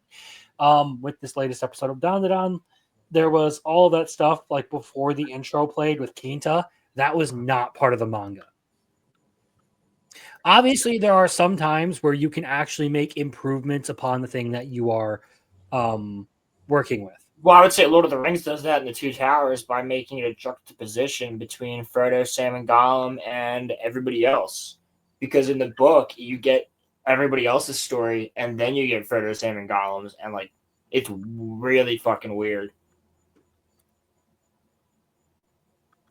Like you get one full story, and then you get the other full story that lines up with it. Either way, my point being that like sure, there are some times where like changes are good for a series, but I think a lot of times Westerners view like the changes in terms of what can I do to make a name for myself because I improved on something. Yes. It's more of a narcissistic standpoint rather than 100%. How can I possibly like make this the best it can possibly be. I agree. Yes, I wholeheartedly agree with that sentiment. I mean, we saw it with Dragon Maid, and I'm not even really a fan of that, but like I have a problem with it. I mean, you wildly changed it, and we've talked about this on your show multiple times. They did it with Bleach. They completely censored scenes out of the Blood War. We're talking the Blood War, bro. Like this is R-rated shit. But like, they censored Bleach back in the day because they changed the color of the blood. They changed it to black or white towards the end of the original show because it started airing at 6 o'clock as opposed to 9:30. I mean, it changed up a lot. I mean, the story was still there, but like it hits a little different when somebody loses an arm as opposed to them literally getting cut in half. Yeah, just a little bit different, just right. Just when they lose the arm, you think, oh, they're gonna live. When they literally get cut in half, and the other characters screaming that they're bleeding out, that's a little bit fucking different than when their arm gets cut in half and you scream they're bleeding out. I'm like, well, humans survive that all the time. Like, I'm not worried. It's just an arm, whatever the fuck. I mean, you'll lose it, but like you survive it. It's very rare these days for somebody to lose an arm and die from it, right? But that's not what I'm talking about. They're censoring shit in the Blood War, where they're showing blood, they're showing violence, they're showing all this fucking like actual brutality, but they won't make the same joke about a trans character. They changed that. They cut the entire scene where Mayuri is looking at Gigi, and she's like, "I'm just a helpless girl." And he goes, "What do you mean? You're not a girl at all. You reek of semen. You're clearly a man." And she's like, "What?" And she is. She is a man. And it's fucking hilarious. Makes you laugh in the mind, and he fucking fucks her up. Well, him up. So it's an insane character. That's the entire point. By the way, character gets beaten by the trans hollow. So who's actually a good character? So it ain't anti-trans, motherfuckers. So there was no reason to cut it. If I wanted Western sensibilities, I'd watch Western stuff. Yeah, exactly. That is the perfect way to sum this down. Or sum this up. If I wanted Western sensibilities, I'd watch Western shit. And yet here I am, just hanging around, And again, chilling. I just want some fucking anime, There's very few people that do it. Like, you have Robert Eggers making these fucking movies. They're not woke, right? This is his horror, his spooky movies. You have like I just said, Guy Ritchie's show on Netflix. That's fucking great. You had the creators of Cobra Kai. They did a great job with that show. Like, there's good stuff out there that's come out. It's so few and far between. It's like, what the fuck? It's all the same shit. Well, not to sound like a broken record, but again, because, half the people are just in it for themselves. They don't care. Corporations have killed creativity. Yeah, and now I'm like... And it's not even like corporate, like it's just corporations. It's, corporate policy particularly that has killed creativity. Well, yeah, because you can't be creative. You can't do something that's not, PC. Well, it's basically like you have to do all the safe things and like continue on, like just, not doing whatever. It came up a little bit when we were talking Evangelion with Lethal, but like Kill la Kill was revolutionary to the entire anime scene because it basically just broke all of the rules that were, about anime at the time. True. You have to allow for people to do things, even if they make you like uncomfortable. Because if you start like limiting what people are going to do, one, you're just gonna like pump out a bunch of sterile content that nobody is really, intrigued by because, we've seen this a million times. This is how they always do it. Two, you also make the thing that you don't want people to be consuming the hot commodity. I mean, let's put it this way. Look how the game not Stellar Blade, the First Descendant popped off. It wasn't because the game was good. It wasn't. I have played it. It was a pretty crappy game. Yeah, it was a bad version of Warframe. It had cool character designs, but that was it. You want to know why it popped off? Is because it had the balls to actually go and make some good-looking female characters. With tits that bounce and a nice ass. Yes. No, dude, I shit you not. I literally downloaded the game, not only because I was like, it kind of looks like Destiny, and I just want to try it out, but I was like, wow, the chicks are hot. This is a game where the chicks are hot. Yeah, no, I get it. I get it. But, like, my point in all of this is that, like, well, yeah, sex sells, obviously, but it only really like it would have died out so much faster if not for the pushback against the woke kind of thing. You had a bunch of people trying to control what was going on, and Well, look at Hogwarts. it resulted in people wanting more and more to consume the very thing they were being told was evil and bad. Well, yeah, I mean, look at Hogwarts Legacy. People that hated Harry Potter bought the game, didn't even play it, just to be like, "Fuck you," because they tried to cancel it. Well, that's not what I'm talking about. That's more so of a hateful thing. What I'm talking about is people will generally like, oh, well, why does the establishment not want me to see just like this anime or this cartoon or this show, or this video game, because it has sexy woman in it. I see. So they are anti this, and I don't like them. Therefore, I'm going to consume it because I'm being told not to. That's just like human nature. Like, people are contrarian like that. I don't think that's really. I think that was a small group of people with the Hogwarts Legacy thing. But I think a main reason with the Hogwarts Legacy thing was a lot of people went, "This is ridiculous. This is a Harry Potter game. So I'm going to buy it. I'm going to try it. And if it has a problem," a lot of big YouTubers said, "If there's a problem with it, I'm not going to fucking play it." But, well, a lot of people actually ended up buying the game out of spite for the people who hated it. That's true too. I wasn't one of those people. I had that game pre-ordered before all the hate. I was like, I want to play a Harry Potter game. I never bought it because I just didn't care. I'm a Harry Potter fan, so I'm starved for good Harry Potter content. So everything I've heard about the game, I'm kind of glad I never touched it. And this has nothing to do with it like being any sort of woke.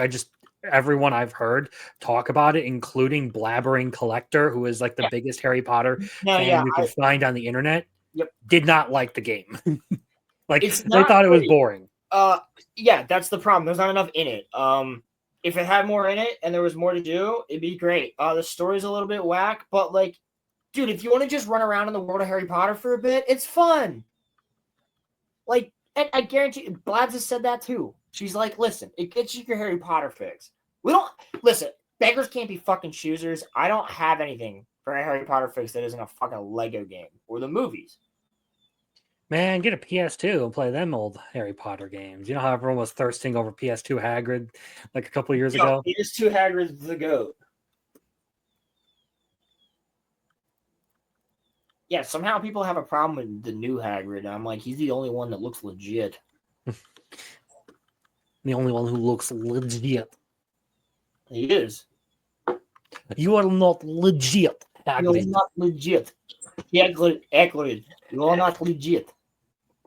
In Mother Russia, you are not Hagrid. Hagrid is you. Yes. In Mother Russia, Hagrid is not giant. Hagrid is 3'2" midget. Hagrid is tiny small man. We call him little boy. Little H boy. Little H boy. Hagrid. As opposed to big H boy. A big H boy start big war. Big H boy, his father. Actually, it's funny because his father was a small man who fucked a giant. That's a thing. Most people forget that. He said that what Hagrid said by the time that he was 6 years old, he could pick his dad up in his hand. Or like with one arm. Huh. Chalk that up to things I didn't really care to know, but now I do. Hagrid's dad fucked a giant. This is literally like Donkey and the Dragon from Shrek. It's like we don't question how it worked. We just know that it did. They managed to make it happen somehow. I'm telling you, that bro just hopped in there, jerked off, and hopped out.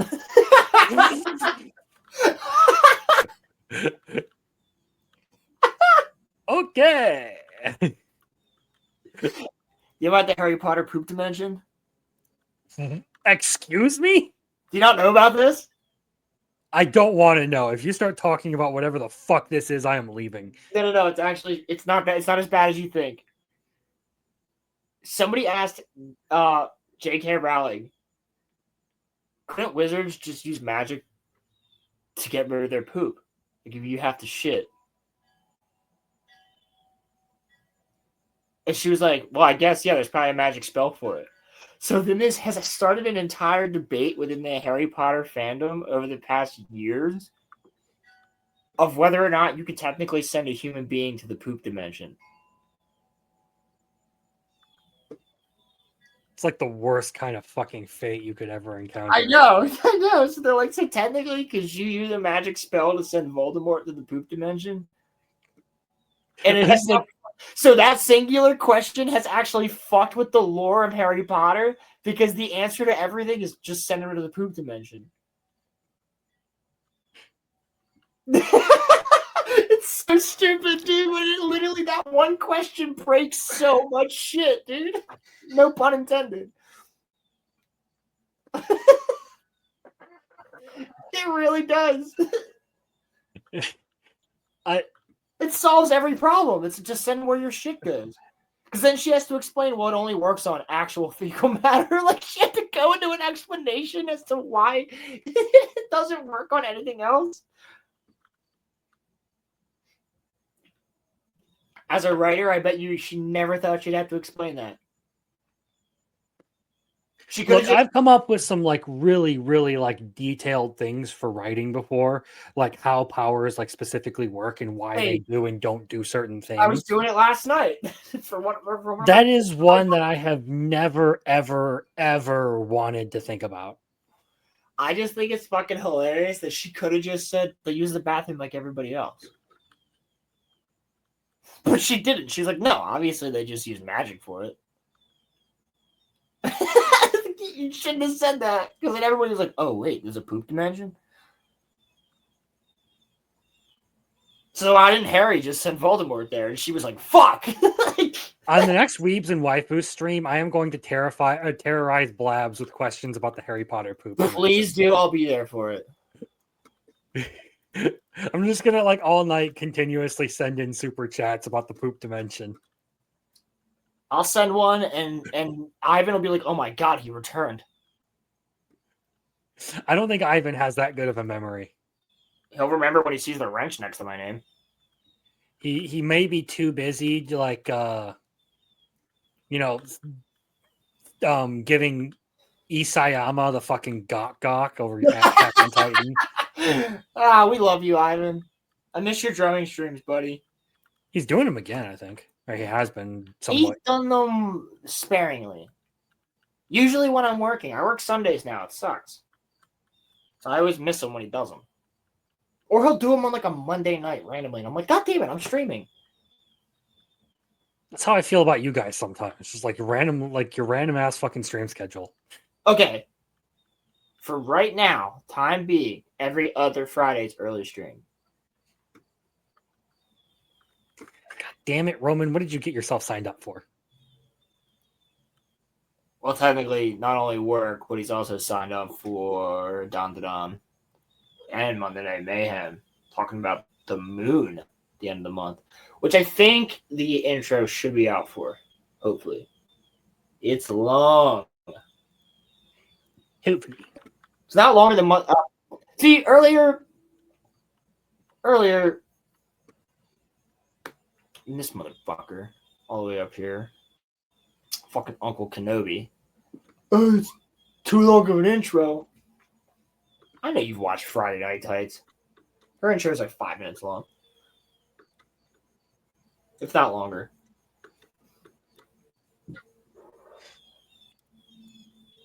I think most people are just like fucking with you guys when they do stuff like that. For sure. But I think everybody's really gonna like the intro. I showed Roman a clip of it that I was working on last night, before the show today. It's pretty cool. It's all footage of like cryptids and nukes and aliens and black and white shit. It's fun. It's fun. It's all about the topics we talk about on Monday Night Mayhem. By the way, don't forget your homework, Mother Day Mayhem watchers. You have to watch the video from the Y-Files that's called The Moon is Weird. That'll sum up all of our topics pretty easily. I'm talking more about these topics, but I have a feeling that Roman will probably just watch that video himself and call it a day. But I've been watching videos on these topics for a very long time. But yeah, watch The Moon is Weird. It's like an hour or 2 or 3 hours or some shit like that. You got a month. You can break it up. Same thing I say about Lord of the Rings. Come on. I mean, that's the kind of thing I would turn on for like just a normal like day at work, a 3-hour show. Yeah, me too. I do it all the time. Did it yesterday. There's a 2-hour debate between, I think it's Billy Carson and Wes Huff. That came up in one of the discords that I'm in. That seemed like it was going to be really interesting, so I have that to listen to as well. I was by myself in the fish room for about, which is like where all of our fish are in the back. It's a huge room. But I was by myself from 9 a.m. to 3 o'clock for the most part, other than the customers. I would not usually, like, okay, so one of my fucking coworkers had 2 earbuds in all the time. So now nobody's allowed to wear earbuds. But I break that rule all the time because no one's going to yell at me. Because I've been there for almost 3 years. And no customer has ever complained about me having earbuds in. But now no one's allowed to wear them, so I don't wear them in front of the new kids, and I don't wear them in front of everybody else. But if I'm the only fucking person in the fish room, all the customers know me. I'm there all the time. So, yeah, I got my earbud in. I usually only wear one. Anyway, yeah, I always wear one. You always wear one. That's fucking polite. And then I pause whatever I'm listening to when I'm talking to a customer, so I hear them. Yeah, or like the only time I ever end up having 2 in is when I know for a fact I am going to be doing something loud and obnoxious as shit, and nobody's going to want to talk to me. Yes. Then for ear protection, I throw the earbuds in. So when I'm in the basement doing plumbing and there's running water in 16 300-gallon sumps that just all you hear is running water and of like all the filters and shit. Yeah, I got 2 earbuds in. But I've literally talked to my boss with an earbud in with a sign right in front of my face that says no earbuds, no cell phones. And I'm having a full conversation with my boss, and he doesn't give a fuck about me because he knows that I'm not paying attention to whatever the fuck's in my earbud. I'm talking to him. Mm-hmm. He doesn't yell at me, but he also knows that I don't wear it in front of the other employees. And if I do, I tell them not to fucking put one in, to be honest with you. And here's the other thing. Back to our point. I listened to, like, because Pierce Morgan's back. He was off for a month, and I was missing him. I listened to, like, 2 full fucking Pierce Morgan debates yesterday at work because there was nobody there. From like 9 to 3, it was just me and customers, and I was just fixing shit in the store, pricing, cleaning, all that. I know Muffler Tape. I've listened to some of Billy Carson's stuff. The reason I'm listening, I want to listen to this debate, is because Wes Huff is apparently a guy who is really, really good with like ancient documents and everything. Like he just like makes transcripts and stuff like that for all of these like ancient papyrus documents. Just, you know, as like a hobby. Obviously he's like a professional at it, but he enjoys doing it. So it's really interesting to hear a guy who knows what he's talking about talk to a guy who basically is just, you know, kind of out there saying whatever the fuck he wants. I also highly recommend listening to AJ from the Y-Files on Joe Rogan from like a week or 2 ago. That was really good. Really good shit. And Dave Landau. Watch that one. Like my comment. It just says normal world gang! ! Gang. And it has likes. So go like it. It's from Roland New. You'll see it. It's me. But I want more people. Like, hopefully that just helps some people go over to the Normal World podcast to watch Dave Landau and Corey Black Garrett because they do a great job over there. Fucking great show. Really is. I watch it every week. I watch it with my dad. He loves it. Even though they're on... Excuse me. What the fuck? Even though they're on Blaze TV, they make fun of it all the time. They're not fucking conservative or whatever. That's just the platform they use. If that offends you guys, some of you. Me? Offended? Never. Unless some fucking Overlord fan decides that they want to pick a fight with me. It's always the Overlord fans. Yeah. It's always the Overlord fans for whatever. Nah, the One Piece fans are pretty like that too. No, I've never had a problem with One Piece fans. Like, I've never actually run into any that are like a problem. I know that they're dickheads as well. My man's just going as a One Piece fan, and he's just like, freaking hates like, Attack on Titan. Attack on Titan fans are dickheads too. I don't think I'm a dickhead about Attack on Titan. I'm not saying I'm not a dickhead. I just don't think I'm a dickhead about Attack on Titan.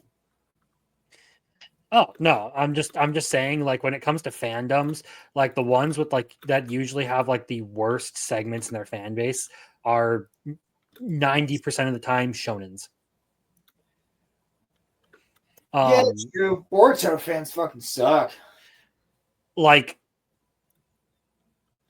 yeah, and they attract like some of the most like dumb normie-esque kind of people, shonens. You know whose fans are pretty cool? Fucking Dandadan. Depends on which side of the fandom you are talking about. That's true. Our side. I would say when it comes to like fans who are really fucking chill, one of the most chill fandoms I've ever come across, the fucking Mushoku Tensei fandom. And that's mostly just because everyone seems to fucking hate them for whatever reason. I feel like for the most part, the Chainsaw Man fandom's pretty chill. They have people who are like really, really against any sort of sexual themes in it. That's but true. They're all right. They're one of the better ones. I'll tell you one fandom that's chill as fuck, because I'm part of it. Bleach fandom. We're just happy to enjoy what we enjoy. We're just happy that the Blood War is finally being animated. You know what? Now that you mention it, I don't think I've ever seen the Bleach fandom pick fights with anyone. Yeah, we don't talk shit, man. We just like our stuff. We like our supernatural stuff. We like Ichigo. We like our characters. We don't talk shit on anybody, really. We're kind of just there. We're the chill version of the big three. Honestly, I've never seen that. You're right. I've never seen a single person from, and I would say that's my anime fandom.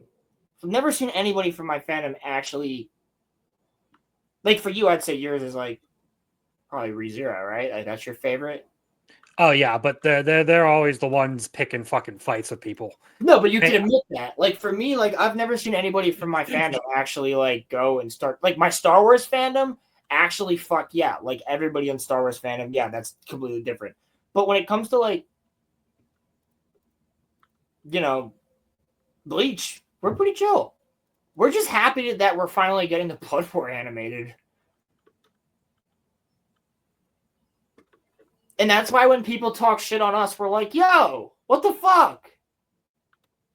Well, it's usually just Boruto fans trying to like fucking prove something because their series sucks. I know. We're like, what? Yeah, we're not doing anything, bro. We're hanging out over here, bro. We're doing our own. Fuck off. That's why. That's the only time you'll ever see Bleach fans get mad. And you will see Bleach fans defend other fandoms too. I've seen that. I've seen them be like, all right, yo, leave him the fuck. Like for Dandadan, I've seen a lot of Bleach fans defend Dandadan. It's really weird though, like how the quote, like the more wholesome your series gets, the more toxic the fandom becomes. And That's crazy you say that. So like the darker and like more messed up a story gets, like the nicer the people are. And it's kind of like the same with music. Like I don't think I've ever had a problem with people who like, you know, listen to metal or like hardcore or any of that stuff. Like I've never run into any people who haven't like that I have an issue with in that regard. But it's like some of the most like obnoxious people that I have ever met listen to like upbeat, happy music. Yeah, upbeat, happy music, country shit. And not even just that. It's like the Usher music or like the poppy shit. They're all fucking vapid pieces of shit. And like, meanwhile, you guys know Sean. He's been on the show. Talking about reptiles with me. He listens to metal all the time. He listens to fucking like pig metal where they're just like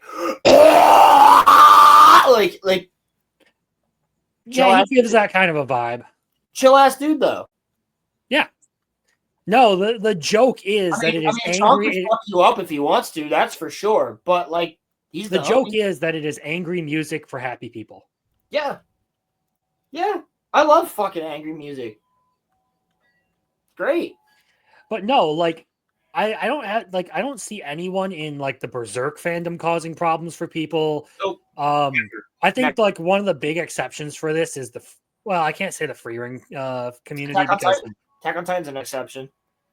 No, Attack on Titan fans can be fucking annoying. Yeah, they're an exception.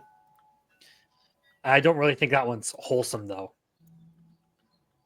No, I'm not talking about wholesome wise. I'm talking about you said like Berserk and Bleach. Oh yeah, like Attack on Titan is one of the dark ones that has like an obnoxious fandom. What else? I mean, obviously Mushoku Tensei has a pretty chill fandom. You just have a bunch of people who are out here like arguing over whether you fuck the blue-haired mage or the red-haired swordswoman. Tokyo Ghoul is pretty chill for the most part. Mm-hmm. They had their beef with the Attack on Titan people back in the day because they were coming out at the same time. But after that, I mean, it kind of died down. And like, yeah, the Tokyo Ghoul fandom's pretty fucking chill. They're just out here like, yo, Choji next. You guys should check it out. Mm-hmm. Dragon Ball is one of the most notoriously obnoxious fandoms. Yeah, dude. Yeah. Because if you haven't watched Dragon Ball, oh god, you're not an anime fan. Well, it's not just that. Like, they will like literally criticize you over things that are in their manga. Yes. So let me give you a bit of a perspective here. A bunch of Dragon Ball fans got power scaling, bro. They all try to argue you on power scaling. It gets worse. So every Dragon Ball fan in the fucking world will call you like a pedo or something if like there is an underage character in your series, and completely ignore that in the very first few chapters of like the original Dragon Ball manga, Toriyama has Bulma buck ass naked with her titties out, like actually like uncensored. I know. I fucking have I have proof of this. So like for all the like moral grandstanding that a lot of Dragon Ball fans they put her in the Playboy suit for a fucking reason. Yeah, so it's one of those things where like obviously this isn't all Dragon Ball fans, or I don't even think it's most Dragon Ball fans. But like when you go online, the obnoxious groups of people tends to congregate in like one of a few places, and it happens to like almost always be like Boruto or Dragon Ball or One Piece. I got one more for you. The Rolos. Well, those are just shippers, and they go to the fucking My Hero community. No, they went beyond that. Oh, we're talking about how like they were like trying to like pressure Adam Driver and Daisy Ridley to get married in real life, right? Yeah, no, yeah, these are people that they literally, it was even more than that. They would attack their own kind, their own Star Wars fans, their own sequel lovers. They would attack. Oh, you like the Rise of Skywalker? Like, bro, they were they were the weirdest sect of Star Wars fans I've ever fucking seen.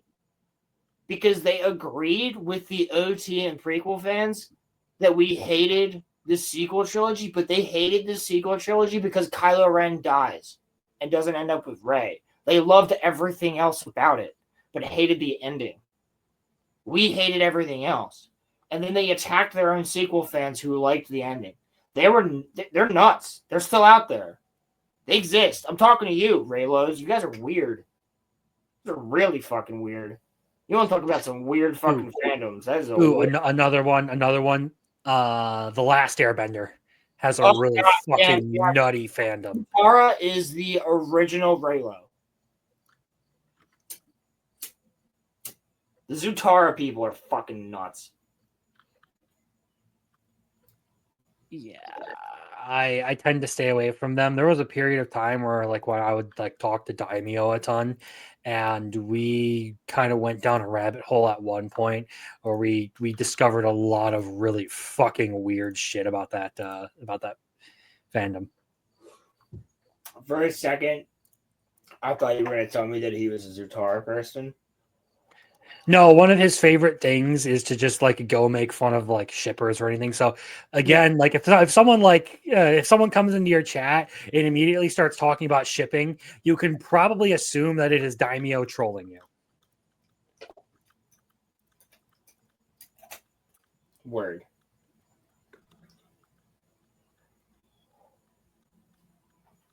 Yeah, no, that was a weird time to be alive. The Zutara thing. I was like, I get it, but obviously that's not whatever was gonna happen. You know, like everybody knew from day one that Aang's gonna end up with Katara. Yeah. Like if they didn't, it would suck. I don't know, kind of like the way that, like, I don't know, like Jaime Lannister was going to end up with Brienne. We all knew that was coming.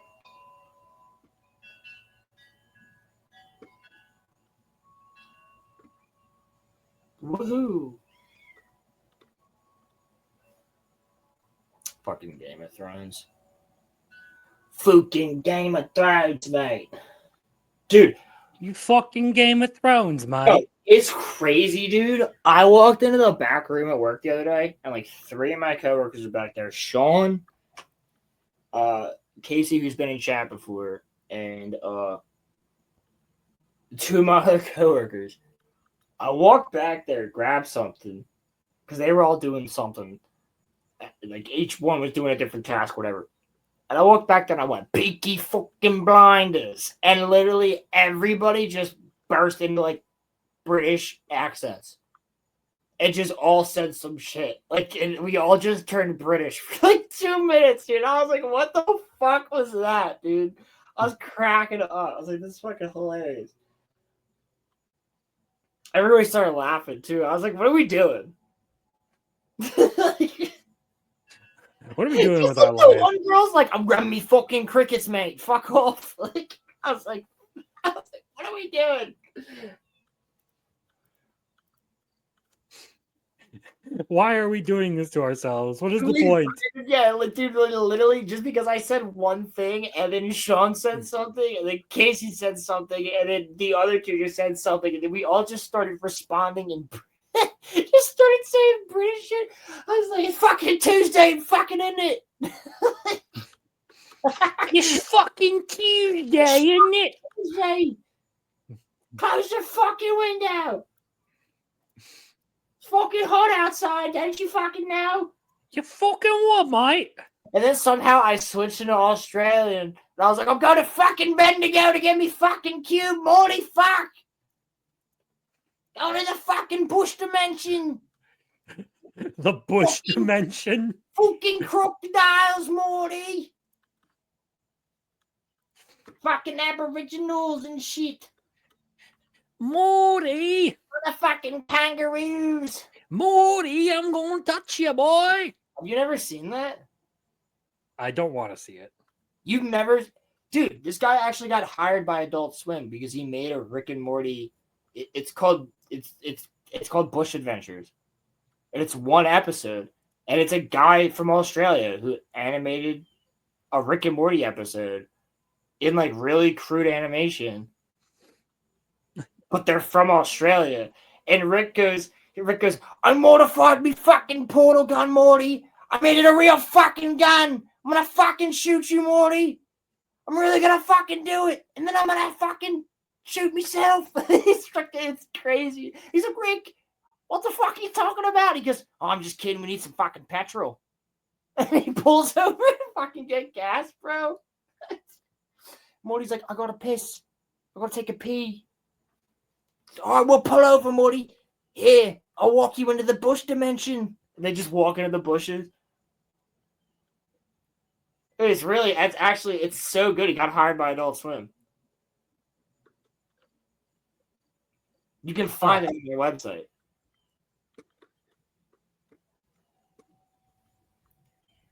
I could probably find it. I saw that like Rick and Morty the anime became a thing for a little while, and I was just like, so stupid. I don't want to touch this because it looks like it's gonna fucking suck ass. It was so bad.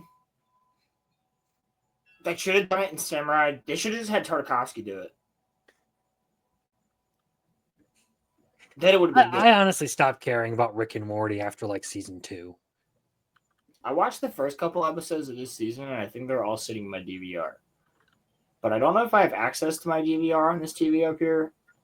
And I don't really have much time in the living room where my parents aren't also existing at the same time. And though my mom does enjoy Rick and Morty, I don't know if my dad would. And I also, like, yeah. I don't know. I'm gonna watch it. They said 10 seasons in total. I'll watch the whole thing. I got fucking 7 in, so 3's still the best. Legitimately. Like I said, I haven't watched past 3's where the yeah, I figure. Pretty sure that's 3 or 4, but that's like the best. Like that's where the show peaked. Because they didn't do anything with it. I mean, they did, but like it's wasn't what I thought it would have been later. They kind of like busted their nut too early. Like they resolved a lot, not all of it, but a lot of the evil Morty shit like too early. Should have saved that for final season. You know what I mean?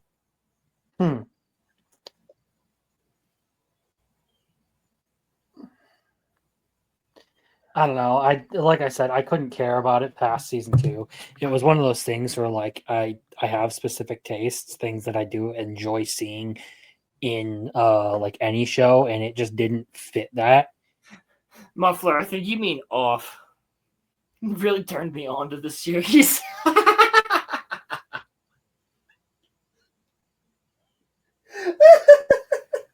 I thought, hold on. I thought incest is wincest was my quote. I thought that was the thing that I said. The incest baby's name is Naruto.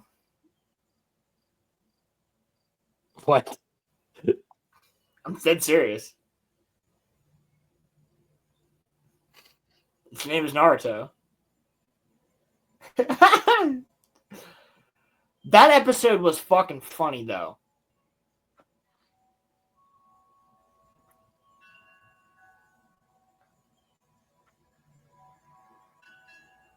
It's not going to ever be the same because the president was voiced by,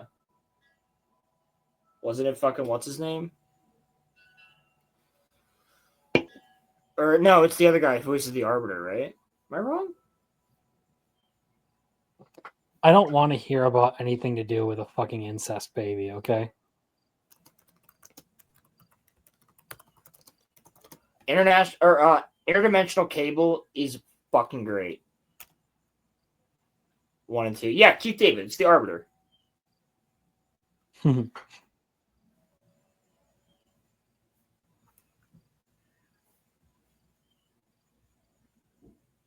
Tell Crimson about it? I don't know if I should.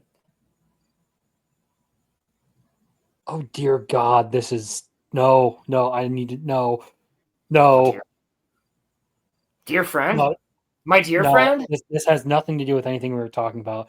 I was doom scrolling Twitter and stumbled across someone boiling hamburgers in Gatorade. Blue fucking Gatorade. Oh, I thought it would at least be red. I thought you were a fan of RFK, man. I thought we were against the red dye. I am, but like red makes more sense than blue.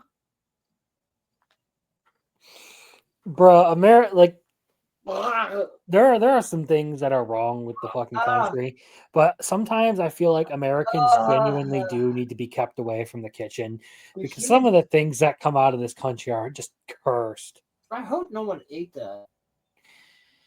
I mean, at worst though, we don't do British food, so I guess there's that. That's true, yeah. I mean, we do one British food, but we do it better, and that's called fish and chips. We have better fish over here. Sorry, Brits. You know it's true. All you guys do is salt and pepper things. Do they even do that? Most of the time, not. Maybe a little spritz of lemon or butter. Beans on toast is fucking great. I'm in a Discord with my brother and some of his friends who are from Britain. I sent them a picture the other day of just like a pizza that is just all like baked beans. It's just like the pizza dough with like baked beans on top of it. I'm like, is this British pizza? You know what's hilarious to me? They weren't happy with me. British people defend beans on toast all the time. They're like, it's good. Beans on toast is real. It's real delish. It's real nice. It's real fucking great. Real fucking great. If you don't fucking try beans on toast, you're like, yeah. Why is it so good? It's ingrained in our society. All right, why is it ingrained in your society? Oh shit! Was it because you got bombed and had nothing else to eat except for beans on toast, and now you just made it a national dish? Soggy bread with beans on top of it. Oh, hey, look at that. Roman, you're still here. What do you mean? He never left. No, he never did. I mean, look at the screen. Actually, hold on. I got. Never seen Roman. He's on break right now. He's eating dinner. Here we go. He's eating beans on toast with the old people.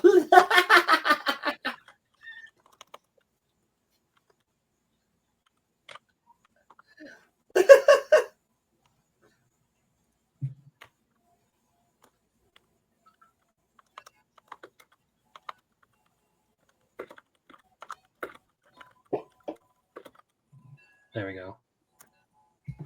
There we go. Okay, fixed it. There we go.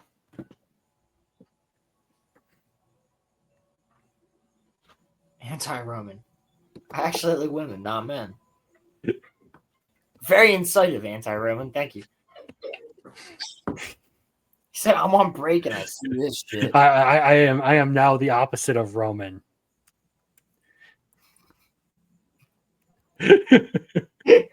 You should put that face in Palpatine's hood.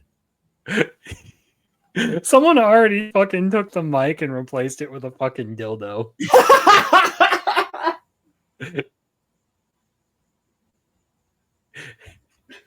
You fucking talking in tongues, mate. I'm talking in tongues. Listen it.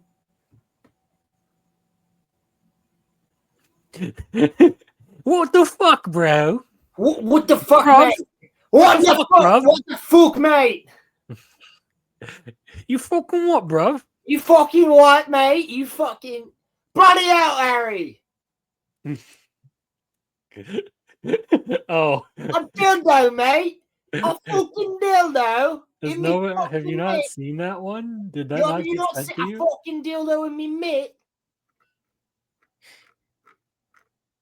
What in God's fucking net? Bloody hell! Fucking what? Maybe it was Ronnie who sent it to me. I would assume so. Nope, I guess not. Daimyo, Pilgrim. Who? No, it hasn't been sent. It hasn't been sent to me either. I haven't seen it either. I don't particularly want to. What in tarnation? What in hydration? What in lubrication? What purification? Oh shit! What in masturbation?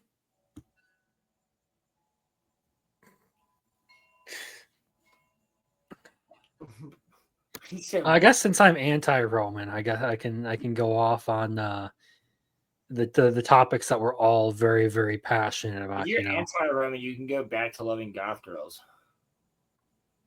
No, I hate goth girls. Oh. Do you love Donald Trump though? Yes, I was actually going to say one of the things that I do, like really, really like I'm a huge proponent of is property rights.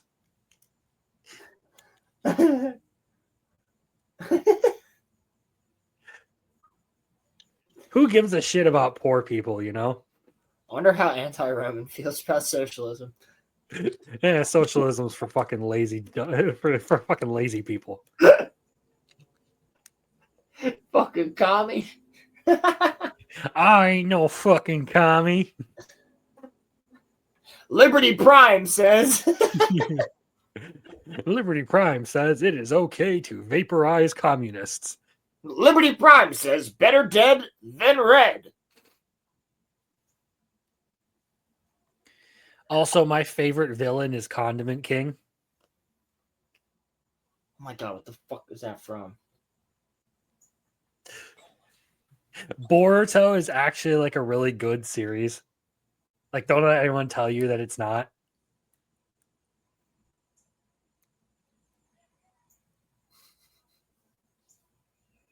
God damn it.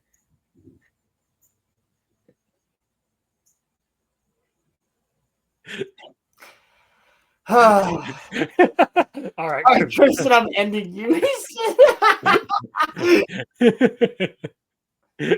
Roman, you can join this right now on break. You know that.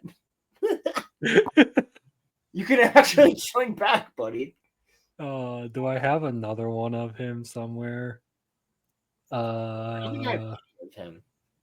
I have this one. What is that? I don't know. I just have it. He was showing off his fucking rock. Is it a rock? Oh, his colored rock. Yeah, the one he doodled on with like crayons or something when he was 16. I remember. I can make him goon immediately. At work with the female role I used for the goth art. Goon? Yeah, this one. How about this one?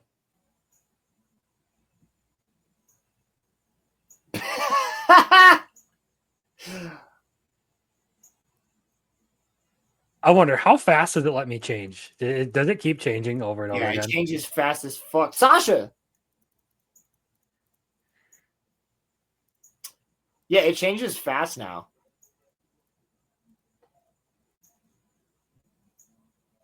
Like, I can be like...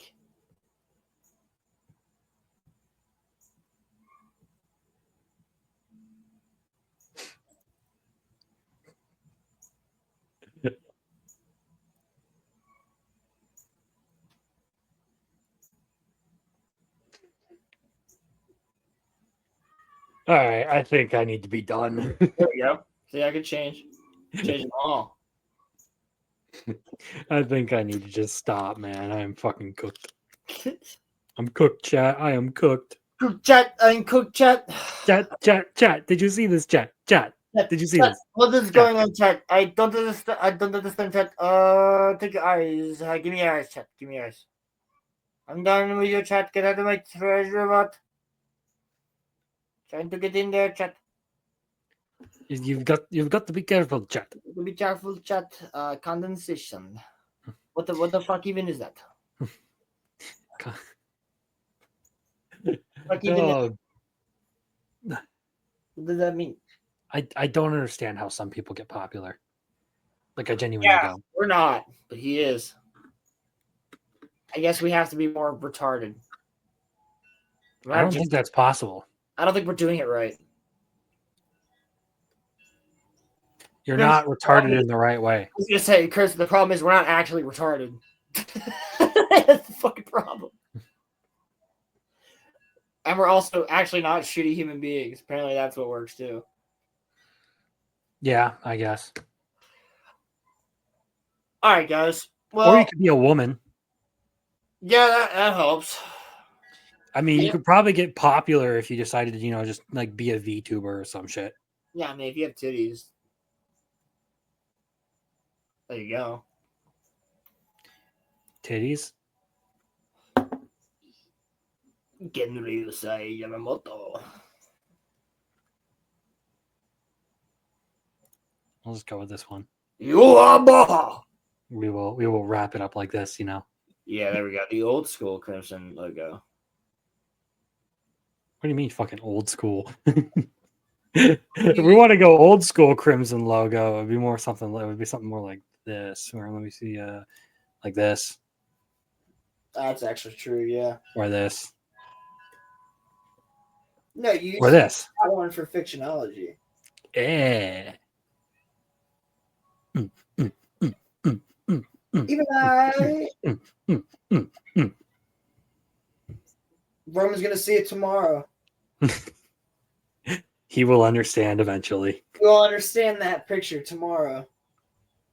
All will understand. Fuck yeah, baby. Alrighty. Well, guys, I hope everybody has an awesome weekend. Hope everybody enjoyed the show. Thanks to everybody out there. Thanks to all our mods. Like and subscribe. Check out the Patreon if you guys can. Hopefully, Roman will put it in the description. Yeah, we're doing Red versus Blue. We're doing Dandadan right now. Evangelion's already up there. The first couple seasons of Red versus Blue are already up there. And yeah, the Discord's fucking lit. So thank you guys for watching. Everybody have a great weekend. Crimson, thank you for joining us. Everybody check out Crimson's show tomorrow night on his channel. Yeah. Anything else you want to plug? You should definitely give all your money to Monsanto because corporations are good for the economy. All right, let's end it there. There we go. Yeah. They're totally not doing anything unethical and, Thanks, Anti-Roman. I'm glad you're here. You should absolutely trust the soulless corporation that ruins everything you love. Absolutely, dude. Anti-Roman's on point. He's just... All right, guys, we've had fun today. Everybody have a great night. I guess let me find something to end it on. We'll do this one. Hot girl. That is the only thing. No. So he needs Padme with black eyeliner and a green streak in her hair. Yo, what the fuck was that? What the fuck was that? What was that? Did you just bust a nut on stream, dude? What was that? Just came in your pants. Did anybody see? I saw that. What the fuck? I thought I was the only person seeing that for a second, dude. What? No, that was a thing we all saw. The nut, dude. He was like, like, he full on. The thought hit him. Oh and my he just god! Where's Ronnie when you need him?